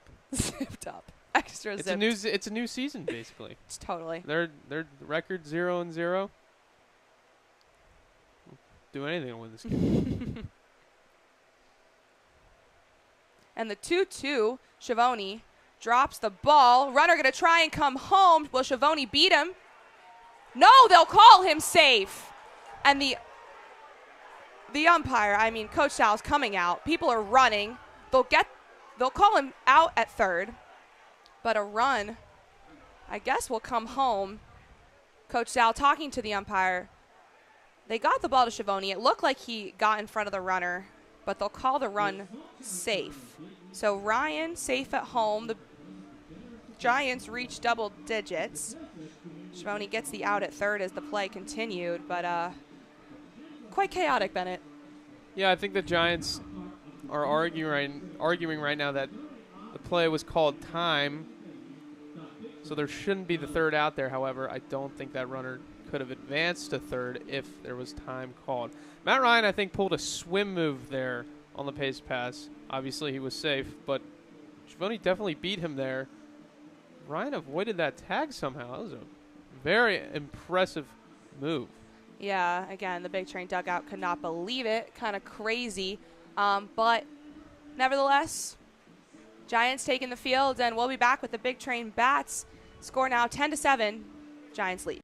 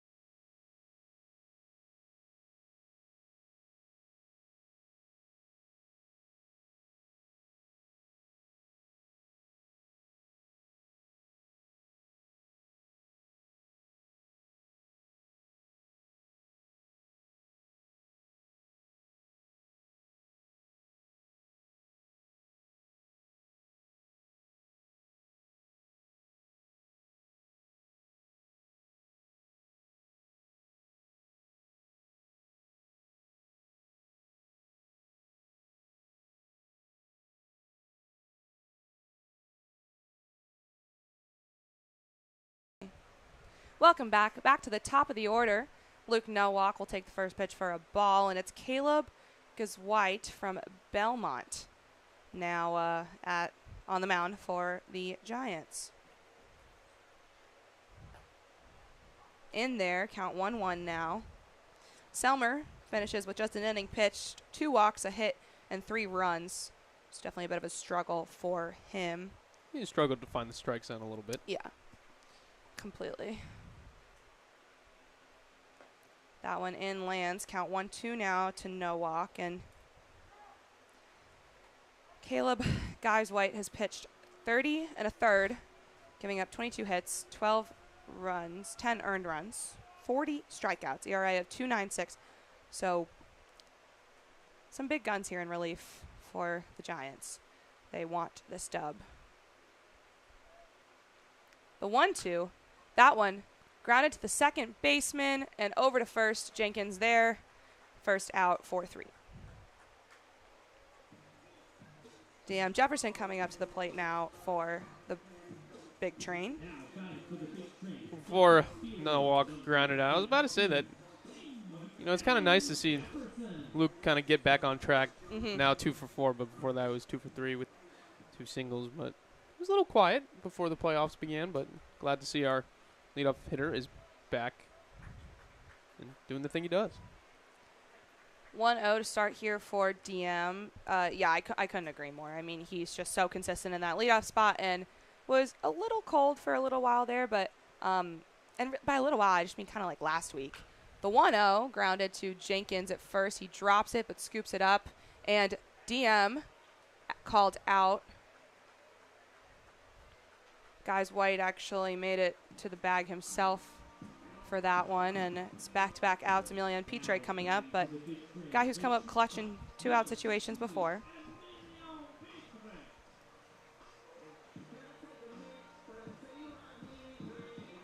Emilian grounded out in his last at-bat. No, if Emilian gets... You're kind of in the situation here where just get to Sean Lane. Yeah. I mean, it's the hottest hitter tonight. Hottest hitter recently. 1-0 now. Yeah, completely. I mean, I looked at the lineup and I was like, wow, we really haven't seen Sean Lane back clean up, but he has been hot lately. Will this pay off? And it certainly has. That one grounded again to the second baseman and over to Jenkins. That connection again from Wilson to Jenkins will do it. That's 3 outs, a 1-2-3 inning for the Giants, and Merritt Beaker going to come back on the mound for the Giants bats when we enter the top of the 7th.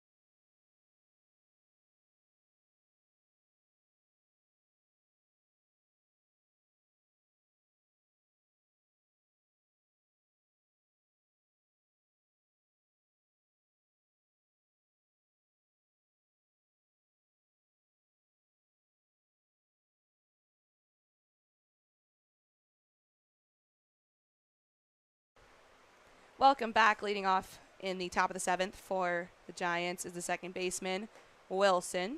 Beaker, ball, start against him. And the big train could not make anything happen offensively. Guys White came in and just took care of business. 1-2-3. That one popped up over into the stands. Bounces off into the concourse, and that'll be strike 1. What a crazy game we've gotten to Seriously watch, Allie. I know. I mean, last play, a lot of action on the last one, or in the last ABs for the Giants. A lot of runs scored. Combined 17 runs tonight. The 1-1 swing and a miss. Count 1-2, and Kleiman here, or excuse me, Wilson was at the plate when all that commotion happened, so getting a redo of his at-bat. The 1-2, 2-2 now. Back-to-back sliders there from Beaker. Let's see if he goes back to the fastball in this 2-2 count. And the 2-2, swing and a miss. Down swinging goes Wilson. Merritt Beaker gets off to a great start here in the top of the 7th. Records his first K. Called it.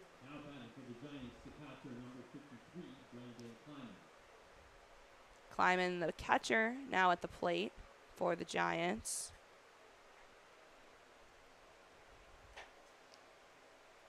Oh. That went to the backstop. Yeah, that one went all the way. You could hear it, even with the headsets.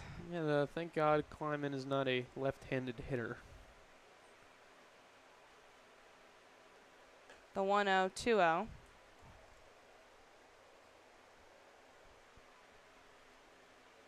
On deck, we'll be back to the top of the Giants order with Joseph Quelch.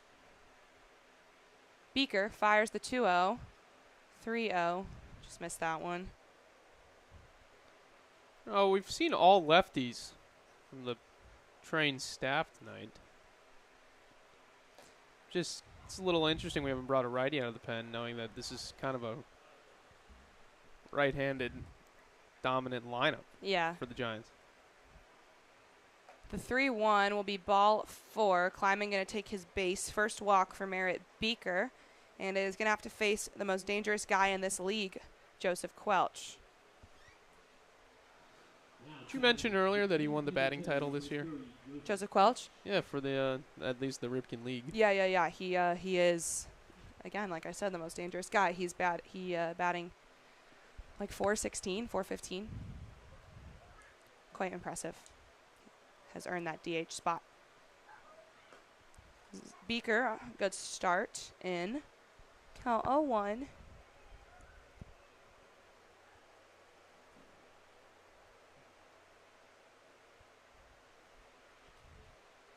Beaker eyeing Kleiman out there on first.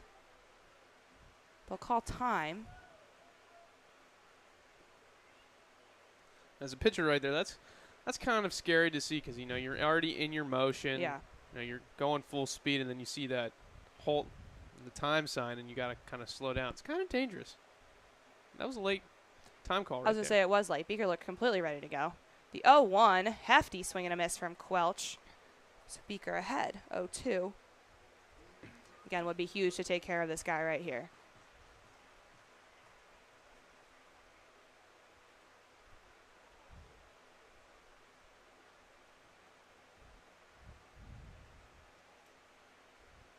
Beaker, the 0-2. Grounded to Rogers. He's got it. The out at second. And Holzberg will not go for the double play. So Quelch going to reach on the fielder's choice, but that's 2 outs now. Yeah, nice play from Rogers there. I thought the ball was hit hard enough to try and turn to there, but that was pretty impressive getting down the baseline by Quelch right there. Yes, it was. It was very quick. So now Wilkinson will bat for the Giants. Beaker 2 outs under his belt. Quelch on first. Beaker fires. That one fouled right to Jenkins, who's on deck. Jenkins has a home run of his own, I believe, tonight to left field. Or no, yes. right field, sorry. Yeah.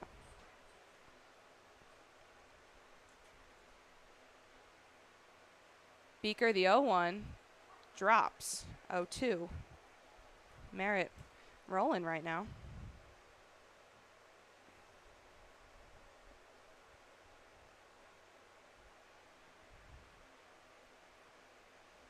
And he'll fire the 0-2 ball. Tried to sneak a backdoor slider in right there. I thought that might have caught the inside corner, but apparently not. He's been locating that slider pretty well this at bat. Might go fastball here. Change the eye level a little bit. The 1-2, but running was Quelch. Ball just kind of escaped the glove of Petre. So a good attempt from Schiavone, but can't get it to go. So now a 2-2 count and a runner in scoring position. Got a lot of 2s on that scoreboard, Allie. Look out there. Yeah. As Wilkinson wears the number 2. Oh my gosh. Only fitting. And that one drops down, looking. Goes Wilkinson, and Merritt Beaker gives the Giants their first scoreless inning since the top of the second. So very good stuff from Merritt Beaker there. The big train still down 3. Will look to continue this comeback as Sean Lane, hottest hitter of the evening, will come up to bat.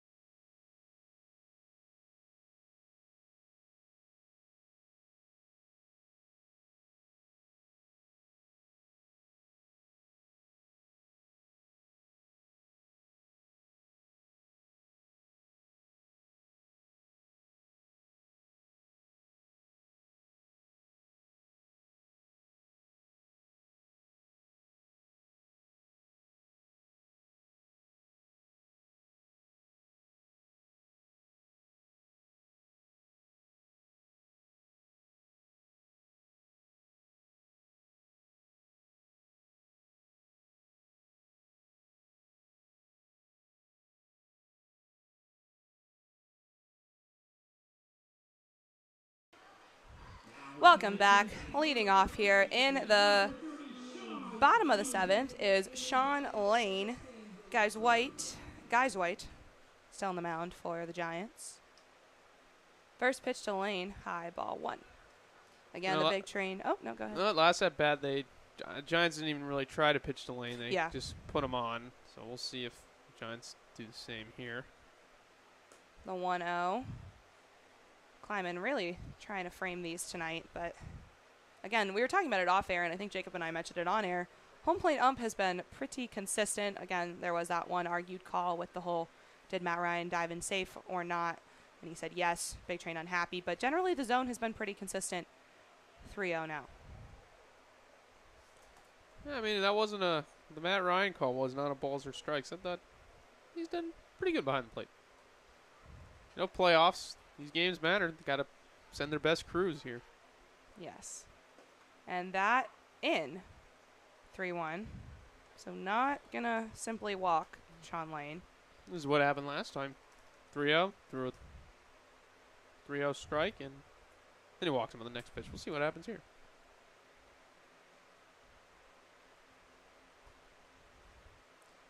And the 3-1 away for ball 4. Sean Lane going to take his base and bring up Garrett Felix.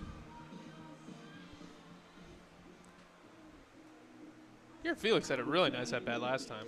Yes, he did. It was a nice base hit. It was an opposite field single. He just let that ball get deep, and he took it the other way.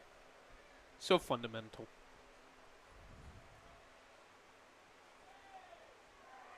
Big Train chant starting up. Shout out Patrick Chapman. Yeah, obviously. Had to give it to him. First pitch into Felix. He has to back off that one. Count 1-0. What was the atmosphere like down there? Is it good? Yeah, so when we started to come back, in the 5th, and T.J. Rogers slid into home on that 2-run, kind of error play, crowd got really loud. Yeah, I could hear it from up here, and it sounded really loud, so I was just wondering if it felt that good down there. That's awesome. Patrick and other people who have worked here before did promise us that the playoffs would be super fun, and so far, so good. 2-0 now to Garrett.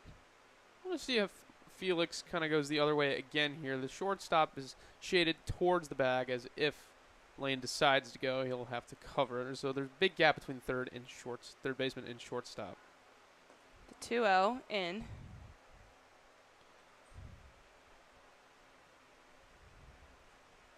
I think, in my humble opinion, Garrett Felix is one of our smartest batters. Just really knows how to get on base, can read the pitches well, and hopefully that happens here. The 2-1 fouled back, count 2-2.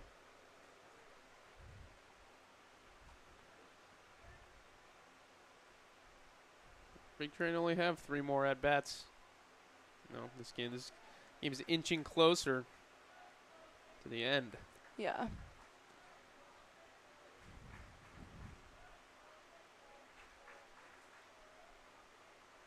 In. Felix hits that one into left field. That'll be a base hit. And Garrett Felix. That's the stuff. Oh, yeah. Continues. A good streak here. Went down looking at his first at bat, grounded out in the second one, and then back-to-back base hits. This will bring up T.J. Rogers. No outs on the board. 2 runners on for the Big Train. And you just got to hope they can capitalize here. Another opposite field single there. If, like I said earlier, the shortstop was shaded over towards the second base bag a little bit. I think if, the shortstop is playing kind of like in his normal spot, that's a catchable. I think that could have been a little bit of a catchable ball, but Garrett Felix is on base. First pitch to Rogers. He'll show bunt, but it'll hit him.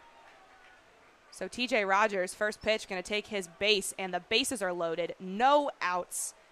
What can Warren Holzheimer do? Well, Alec, Big Train have to capitalize here. I mean, they must. They're in very desperate times. It's the playoffs, game 1. You always want that game 1 advantage. Sack fly. Got to do the job here. I'm pretty sure the Giants are going to play corners in. We'll take that double play up in the middle. Yeah. Let's see what Warren Holzmer can do. He's hit the ball hard. He has. Just want to put the ball in play somehow and send a guy home. Again, down just 3. Warren, in this exact situation in his last at-bat, the bases were loaded and then he walked, which sent home a run, obviously.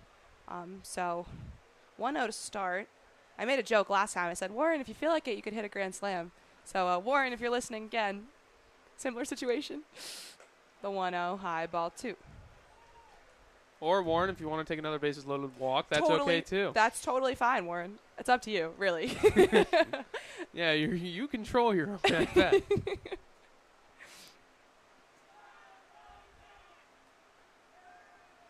Usually, if he sneaks one down the line here, it could clear the bases. We got a tie game. The 2-0, that almost hit him. I think Warren's unhappy it didn't hit him. Yeah. Another 3-0 count. I mean, Warren, put your body on the line, and that sends home a run, too. So, but, yeah. Count heavily in favor of Holzmer here. The 3-0 comes in high, and he does it again. Warren going to take his base on the 4-pitch walk. Sean Lane going to come home, and base is still loaded. No outs. One more run on the board for Bethesda, down by just 2. The Giants don't have anyone warming up in the bullpen. Very interesting decision. No, that's 2 walks and a hit by pitch in this inning from Gaithersburg? Yes. So Clay Wargo, the DH, coming up to bat. He's got Felix on third, Rogers on second, Holzmer on first. And I've said it once, I'll say it again. Garrett Felix being on third base is super dangerous right now. Guys, White is going to really have to watch his control here because even if Clay Wargo doesn't necessarily make something happen, one false move and Garrett Felix could come home. They're going to send him out on almost anything. Can't be too aggressive though. All these runners matter. Yeah. One out here could kind of ruin the momentum. But I think, like you said, Felix is smart enough to know. The 0-1 to Wargo, well hit deep into left field. Garrett Felix coming home. TJ Rogers charging. Holzmer going to go all the way to third, and this game is tied. You can hear it, Allie. Burst of energy from the big train dugout. Playoff baseball. I'm simply speechless. Oh my goodness. Never say die when it's the Bethesda big train, and it is 10-all. This is crazy. Runners still in the corners, and Clay Wargo. What a beautiful piece of hitting. Took a nice fastball right there. He couldn't, Gaithersburg struggled to find the strike zone, had to, put one over the plate. Clay Wargo was ready. So ready. I think we got Trey Wingate coming in for a pinch runner. So Trey going to come in and run for Clay, but the guy's gassing up Clay right there in front of the dugout. I mean, he earned it. That was huge. If Clay's night's done, if he's being taken out, definitely has the biggest hit of the night so far. Yeah, completely. So, I mean, a mound visit, naturally. Guys, White really struggling here. I wouldn't even say struggling. It's just the big train have been hitting so well. So Trey Wingate running, Holzmer on third. So runners in the corners, no outs, and Jason Schiavone coming up to the plate. And with no outs, this inning could go a while because should Jason get on base and, situations present themselves, nothing happens crazy. We've seen some crazy outs. Barring a triple play, Luke Nowak will come up. You said that so much better than I could. That's where I was going with that. Yes, basically, we more than likely will be seeing the top of the big train order. But oh my gosh, I have chills. This is playoff baseball. I've said it like 8 times, but oh my goodness. So exciting.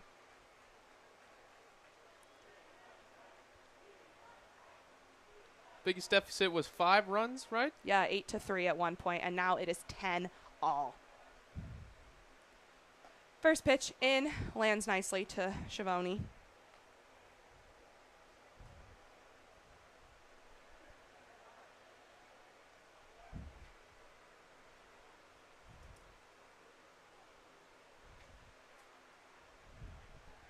Wingate taking his lead, and then there's Holzmer on third.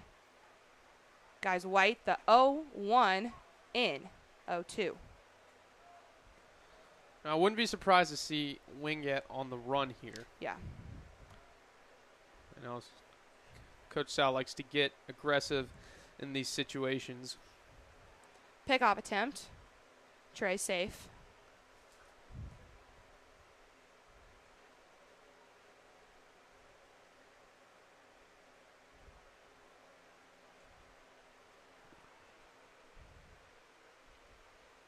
In the 0-2, down swinging goes Schiavone, but like we said, top of the order coming up, Luke Nowak at bat. You're not going to strike Nowak out a lot. No. So what can Luke Nowak do here? And it's tough to double him up. You know, ground ball in the infield. And it looks like the Giants are going to come in. This is the guy you want in this situation.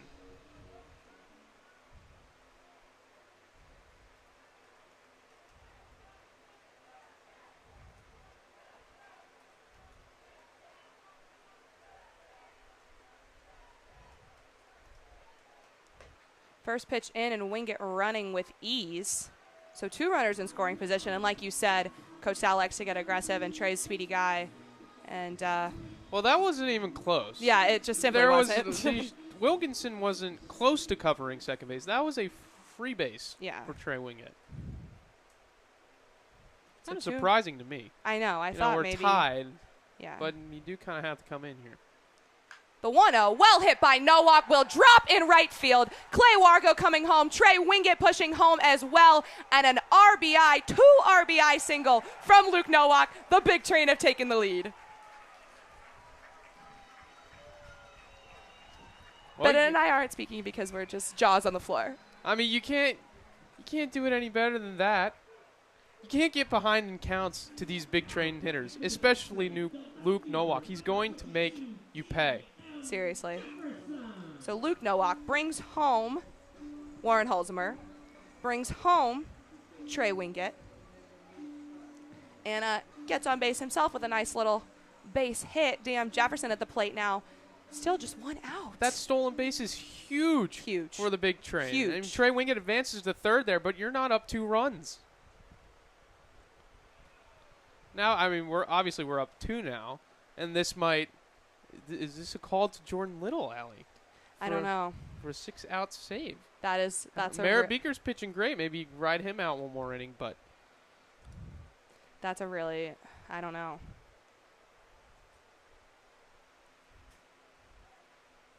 I didn't even finish. That's a really good question. I'm just like, brain is everywhere. The 1-0 to DM, well hit, but grounded right to first, and they'll get the out at second. So a nice little double play from the Giants infield. They really needed that one. But what a bottom of the 7th from the Bethesda Big Train. Tack on 5 more runs. Bennett, how excited are you for the rest of this game? It's up to the pitching now, Allie. Obviously, insurance runs would be nice, but it's up to the pitching. They've struggled with walks tonight, and Merritt Beaker is heading back out to the mound, but game has been sent to the pitchers. Let's see if they can close it out, Allie. 6 more outs until a Game 1 victory. This is true. Big Train have retaken the lead 12-10 after a 5-run bottom of the 7th. When we come back, like Bennett said, it'll be more Merritt Beaker mound time. Don't go anywhere because this is a good one.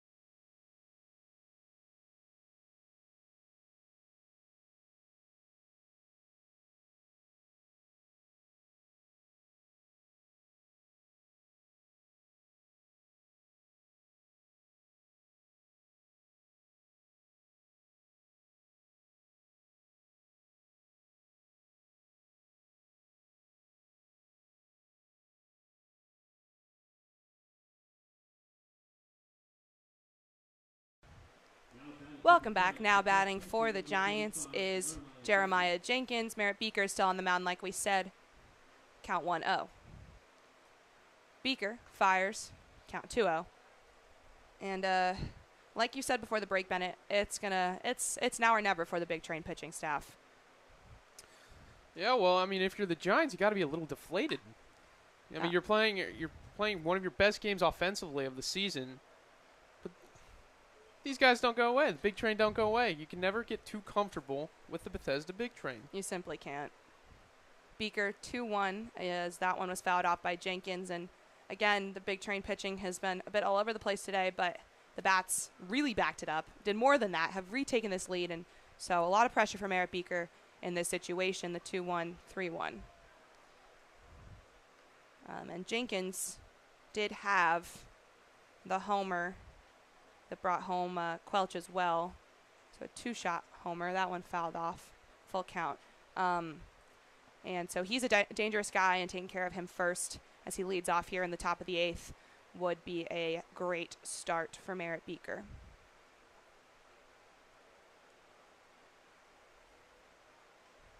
Beaker in his 3rd inning of work now. The 3-2 nearly hits Jenkins, has to go around that one, and that'll be a walk.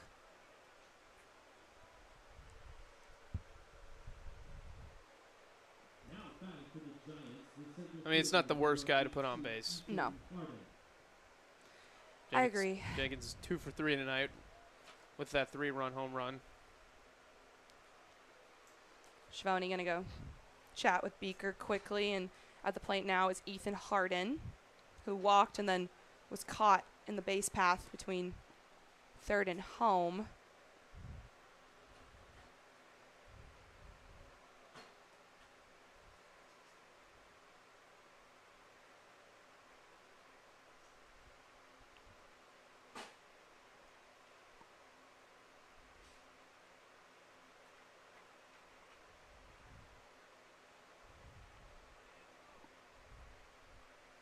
Beaker, first pitch to Harden, high, ball 1.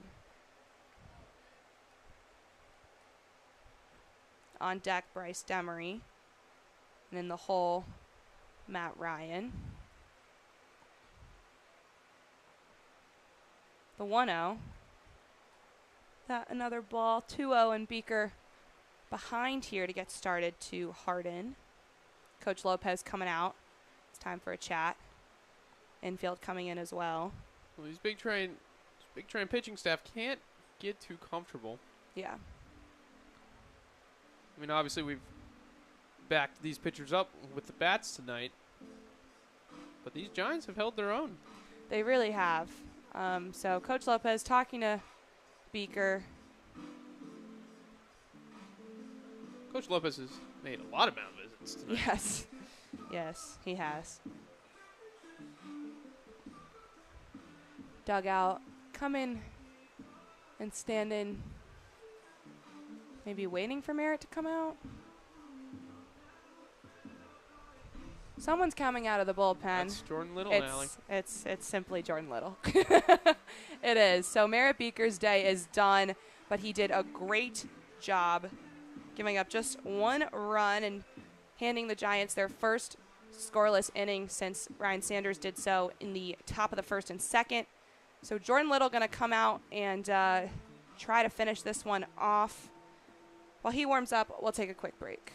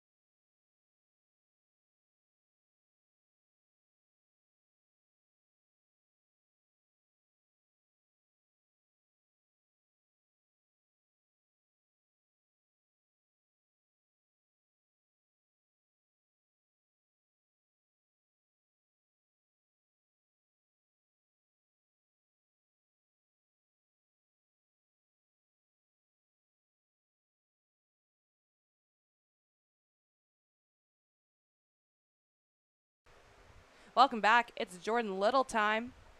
He's got a 2-0 count to Harden, and he's fighting back already. Count 2-1. So Jordan Little, coming into the Aces doubleheader, had an ERA of nothing, and then did come and pitch and was on the mound during that Aces walk-off. So it was definitely a bit of a struggle for him. We haven't really seen him struggle like that this season at all, and so hopefully he can rebound here now that it's playoff time. Well, I hope there are a lot of ECU fans watching because they've got a lot of action from them. The 3-1 and the swing did not come around, so it's a walk. Gonna send Jenkins to second and Harden to first. Demery at the plate now, and yes, we have seen so much ECU action. Now we're 4 for 4. Luke Nowak giving us the lead. Eric Ritchie, Merritt Beaker. Now Jordan Little. Showing bunt there is Demery. Takes it for a ball. It's pretty crazy. I mean, I think that's the most represented school we have. And to see all 4 of them in a game is pretty unreal. Just speaks to their talent. The 1-0 popped up foul. Sean Lane was really creeping in there. Trying to go to pick that one up any way he could. Remember were you on the call? I was talking about how favorite thing about Sean Lane is he kind of just everywhere. He's always hustling for the out. So many pop-ups in foul territory that he's taken care of. And well, I mean, there's so many directions a bunt could go. Yeah. He's got to stay ready to really go anywhere. He's really in there. That one a ball. Demery now ahead 2-1. Again, Jenkins on second, Harden on first. That's also the scariest thing as a first baseman. You know, you're playing in for a bunt. Guy doesn't show bunt. That one fouled off. No, with 2 strikes, I don't think we'll see a bunt here. As Lane moves back behind the runner at first. Yeah, now a 2-2 count, so Lane going back to his position. And the 2-2, that one grounded to Sean Lane, bounces off his foot, but he'll pick it up, and there'll be an out at first. The runners will advance. Allie, I hate to say it, but Sean Lane got very lucky right there. Yeah. You know, he picked up his glove off the ground, but luckily his shoe was in the right place at the right time. He didn't panic, though. Recovered and got the out. So that's 1 on the board, 2 runners in scoring position, and Matt Ryan at the plate. That one popped up. Going to go over toward the picnic pavilion and the concourse. Lots of commotion. Strike 1.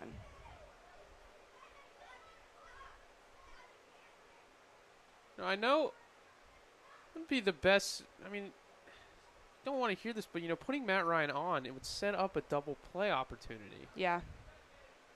The 0-1 bounces in the dirt, goes wild. Schiavone can't find it. Runner going to come home. Jordan Little looking very frustrated after that. The Giants have brought this within 1. Jenkins advances. Or Jenkins scores. Harden advances to third. You know, we've kind of seen that a lot from Schiavone tonight. Had a little trouble locating the ball. I mean, it's never easy to locate a spiked slider. The 1-1 swung and missed by Ryan.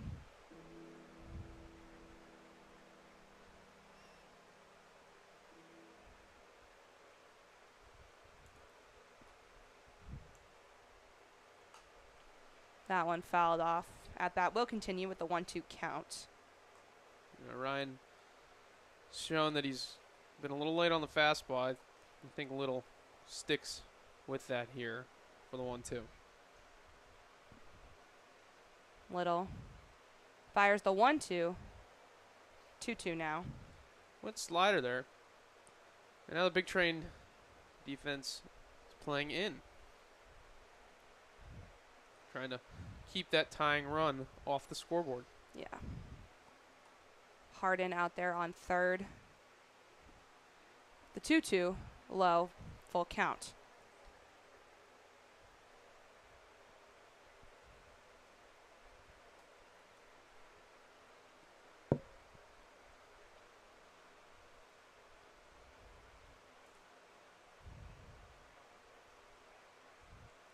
Little, the 3-2, that one fouled off. That would have been ball 4 right there, Allie. I know, I was just going to say, if I'm Matt Ryan, However, I think every fastball Matt Ryan sees kind of looks the same. yeah. So, good job of protecting the plate right there.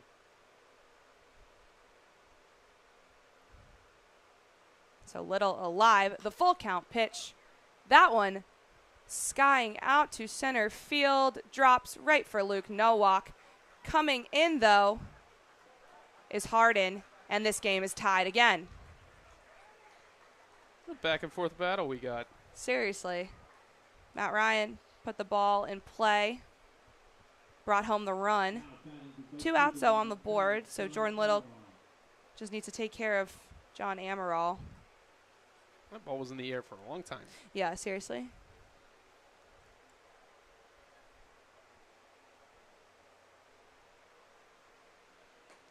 First pitch, a ball to Amaral.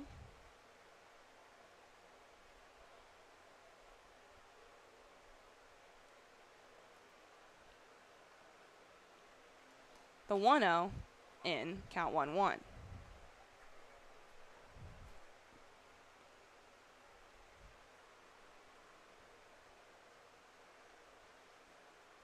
Little, the 1-1 and a swing and a miss there. Count 1-2. Now just 1 strike away.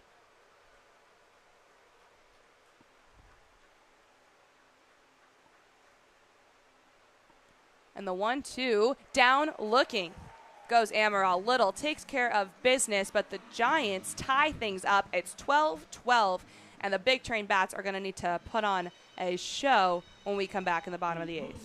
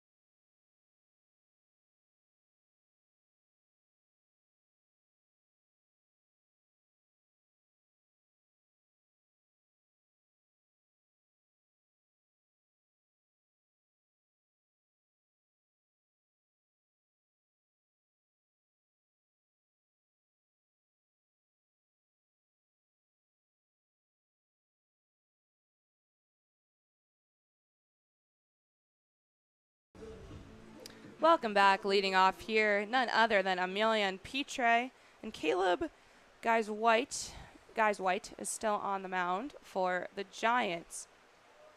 That one in to Pitre to get started. Well, heart of the order here.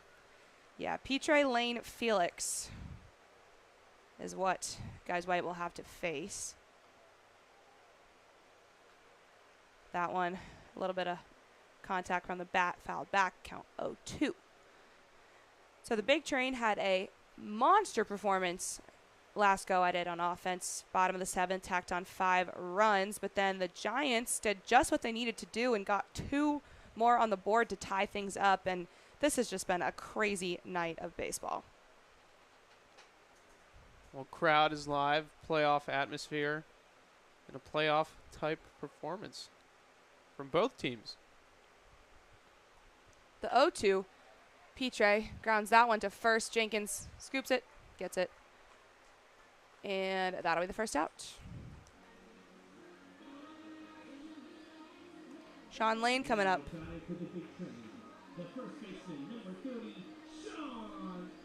Lane started the game 2 for 2 with that double and home run, but he's been walked in his last 2 at-bats. I don't know. Garrett Felix has been hot as well. 2 hits in his last 2 ABs. Let's see if they pitch to Sean. First pitch, Lane holds back the bat. Ball 1. Yeah, I will be interested to see the approach to both of these guys. Dangerous in quite different ways. The 1-0 drops. 1-1 now. You know, like you said, Sean Lane with the homer and the double, and very powerful at the plate. And Garrett Felix just a good contact hitter. 1-2 now. Bit more pressure for Sean.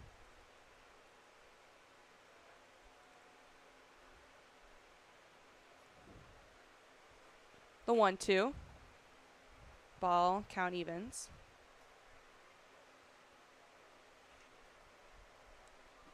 I think Gasway goes back to his slider here.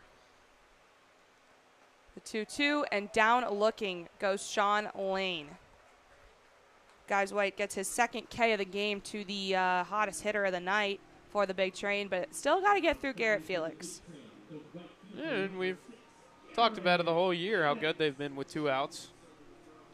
But this is, tonight they've done most of their offensive work with less than 2 outs. Yeah. It's been a bit of a different night for the big train offense. That one, foul, almost stayed fair. Hugged the line until got into the outfield, so count a 1. It's been such a well-balanced performance as well.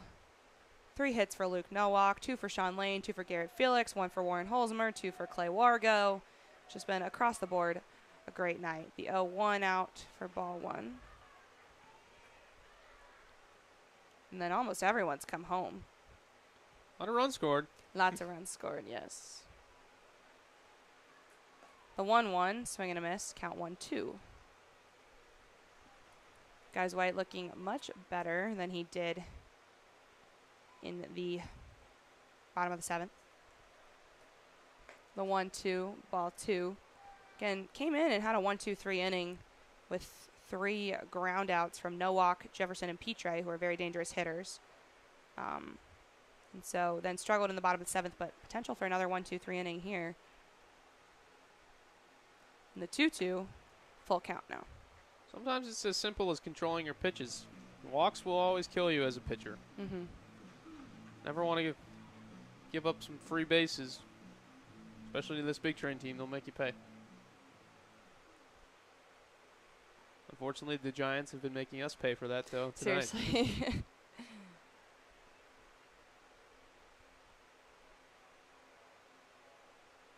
The 3-2, and Garrett Felix going to take his base on the walk. TJ Rogers coming up to the plate now. Big train staying alive with 2 outs.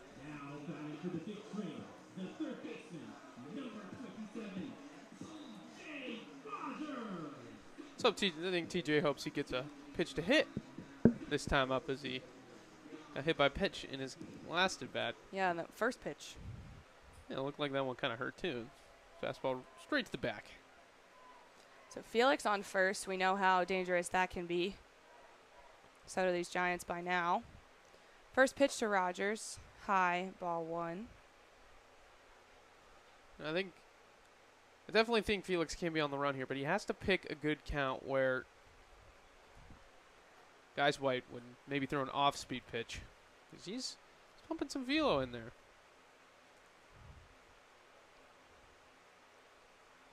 The 1-0, again high, ball 2. You know, guys, I mean, that's two high balls right there. You know, thinking that Felix could be on the move, throw a fastball high, easier for the catcher to get up and try and throw him out. But Felix hasn't attempted to go just yet. Guys White, the 2-0, and again high. So 3 straight high balls, and count heavily in TJ Rogers' favor. All right, Rogers has to get the take sign here. That's about 5 straight balls from Guys White. Guys White, the 3-0 in. So he'll fight back.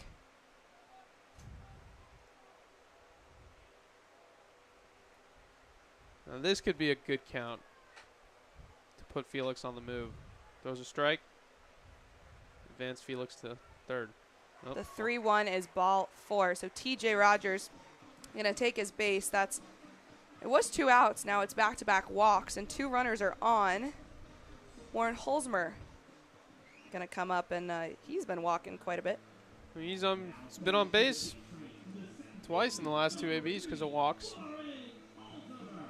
But like we said earlier, he's really put the bat on the ball this game.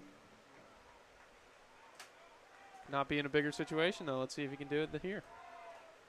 Guys, White, first pitch to Holzmer, another ball. On deck will be Trey Wingett coming in for Clay Wargo, like we saw. Brought him into pinch run, and now it looks like he's been directly substituted into that DH slot.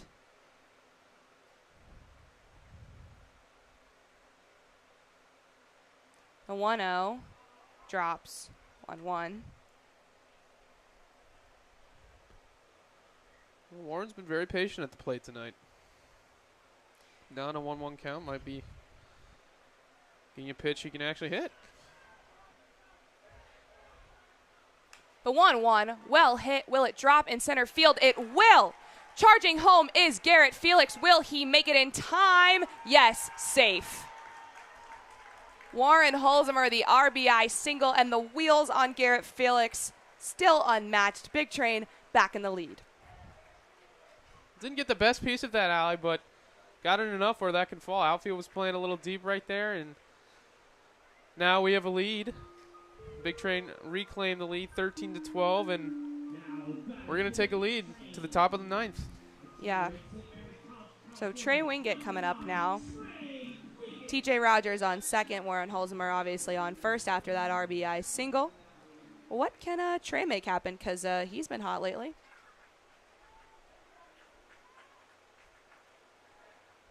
Oh, wow. That was an attempted pickoff there from Guys White. But They're there was no one there, and that is a balk, yeah. Yeah, they're going to call it a box, so the runners will advance, and suddenly a little more to work with for Trey Wingett. So Rogers on third, Holzmer on second.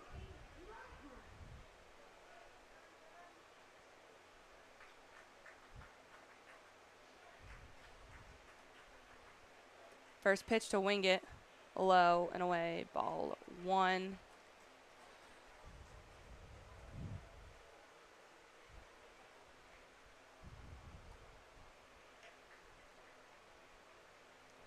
Guys White, the 1-0, swing and a miss there.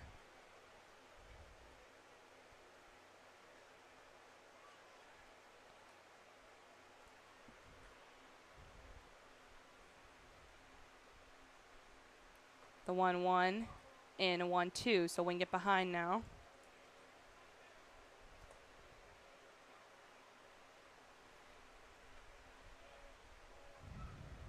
Really big gap up the middle, Allie. Yes. The 1-2 fouled off. And, funny that this happened, but we were talking about how, like all season we talked about how 2 outs put the pressure on the Train and they really capitalize. And then tonight they haven't really been, but that is what happened in this in this bottom of the 8th. I think as we get later in the game, Yeah. the more clutch we get. More pressure. 1-2 high, ball 2, count evens.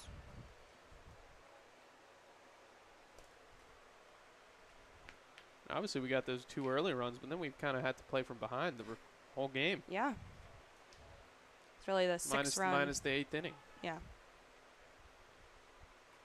The 2-2. Count full now.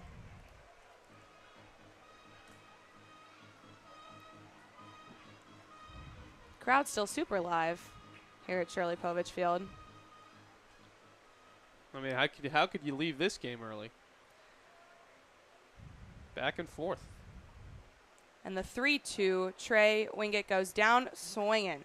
So Guys White gets himself out of the inning with the Big Train. Tack on just one more to take the lead. They'll be up 13-12 as we enter the top of the 9th.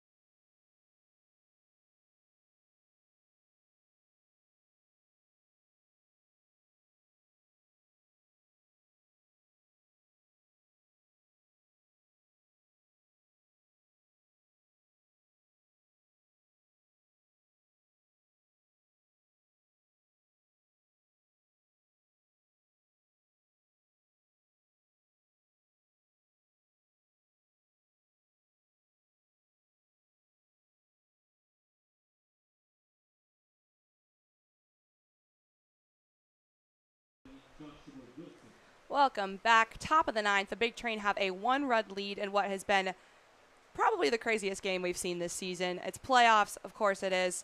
Jordan Little still on the mound. Zach Wilson at the plate, and he gets started with a strike. Bennett, I'm on the edge of my seat. Yeah, I'm getting a little nervous too. This is very nerve-wracking.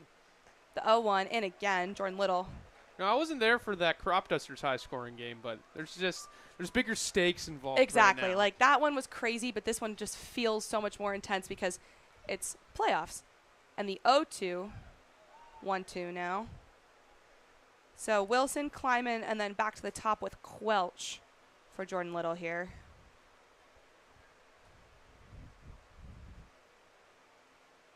The 1-2, 2-2. Crowd not happy about that one. That didn't miss by much.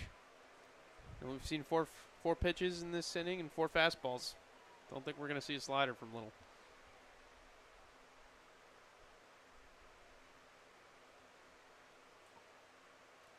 Little, the 2-2. That one popped up, but going to go to the first base bleachers. So count remains. That kid's so happy you got a big ball. I've actually caught a foul ball here before. Really? Yeah. How old were you? I think I was 10, and I was pumped. Oh. Did you bring it back like they asked? Great question. Definitely not. Probably not. Probably not. I ran up to I think I gave like a shoulder bump to my brother. He's like, yo. That's awesome. And then my dad was like, congratulations. Felt really cool. But back to the game. Little, the 2-2. That one hit into left field. DM comes in, makes the catch. That's 1 out. So there, Jefferson was kind of zigzagging on the way. Yeah. That ball, I didn't think ball could have gone into the lights right there. It looked like that. Obviously, it didn't jammed right there, so I thought that ball might have been a little shallower, but we got 1 out. Kleiman at the plate now. That one high for ball 1. Again, on deck is Joseph Quelch, the best batter in this league. So, well, Allie, I think is going to be a heavyweight matchup. Jordan Little yeah. versus Quelch. Yeah. The best of the best. The 1-0, that in. 1-1. Definitely want to go into the Quelch at-bat with Kleiman taken care of. Little, the 1-1, in again, 1-2. This ump has a very dramatic strike call. Just saying. Nice. The 1-2, down swinging goes Kleiman. So now we have that heavyweight matchup you were talking about. Well, this is in a playoff game. This is what you want to see. You want to see, the Giants' best player versus one of our best players and possibly our best pitcher. So can Joseph Quelch help out his team? And can Jordan Little? Jordan Little is giving Quelch the death stare right now, ladies and gentlemen. I know. I would not want to be at this plate. The tension is absurd. First pitch, swing and a miss. Count 0-1. Little's working fast. Yes, he doesn't want to mess around one bit. He's not wasting any time. He wants this. He's determined. He wants the save. He wants this win. Little.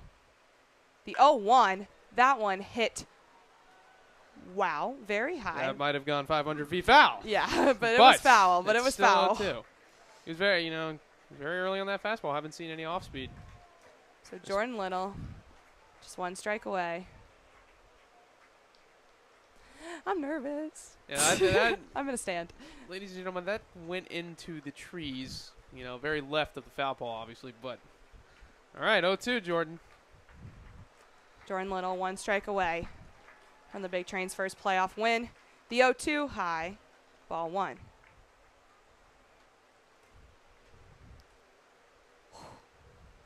Deep breaths.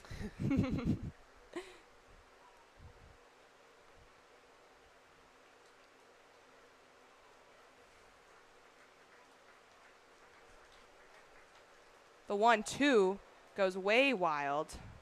That slider slipped out of his hand. Yeah, completely. Wow. So count 2-2 to Quelch. Scary stuff. But yeah, that one definitely slipped out. I don't know if you'll be going back to that pitch. Probably not.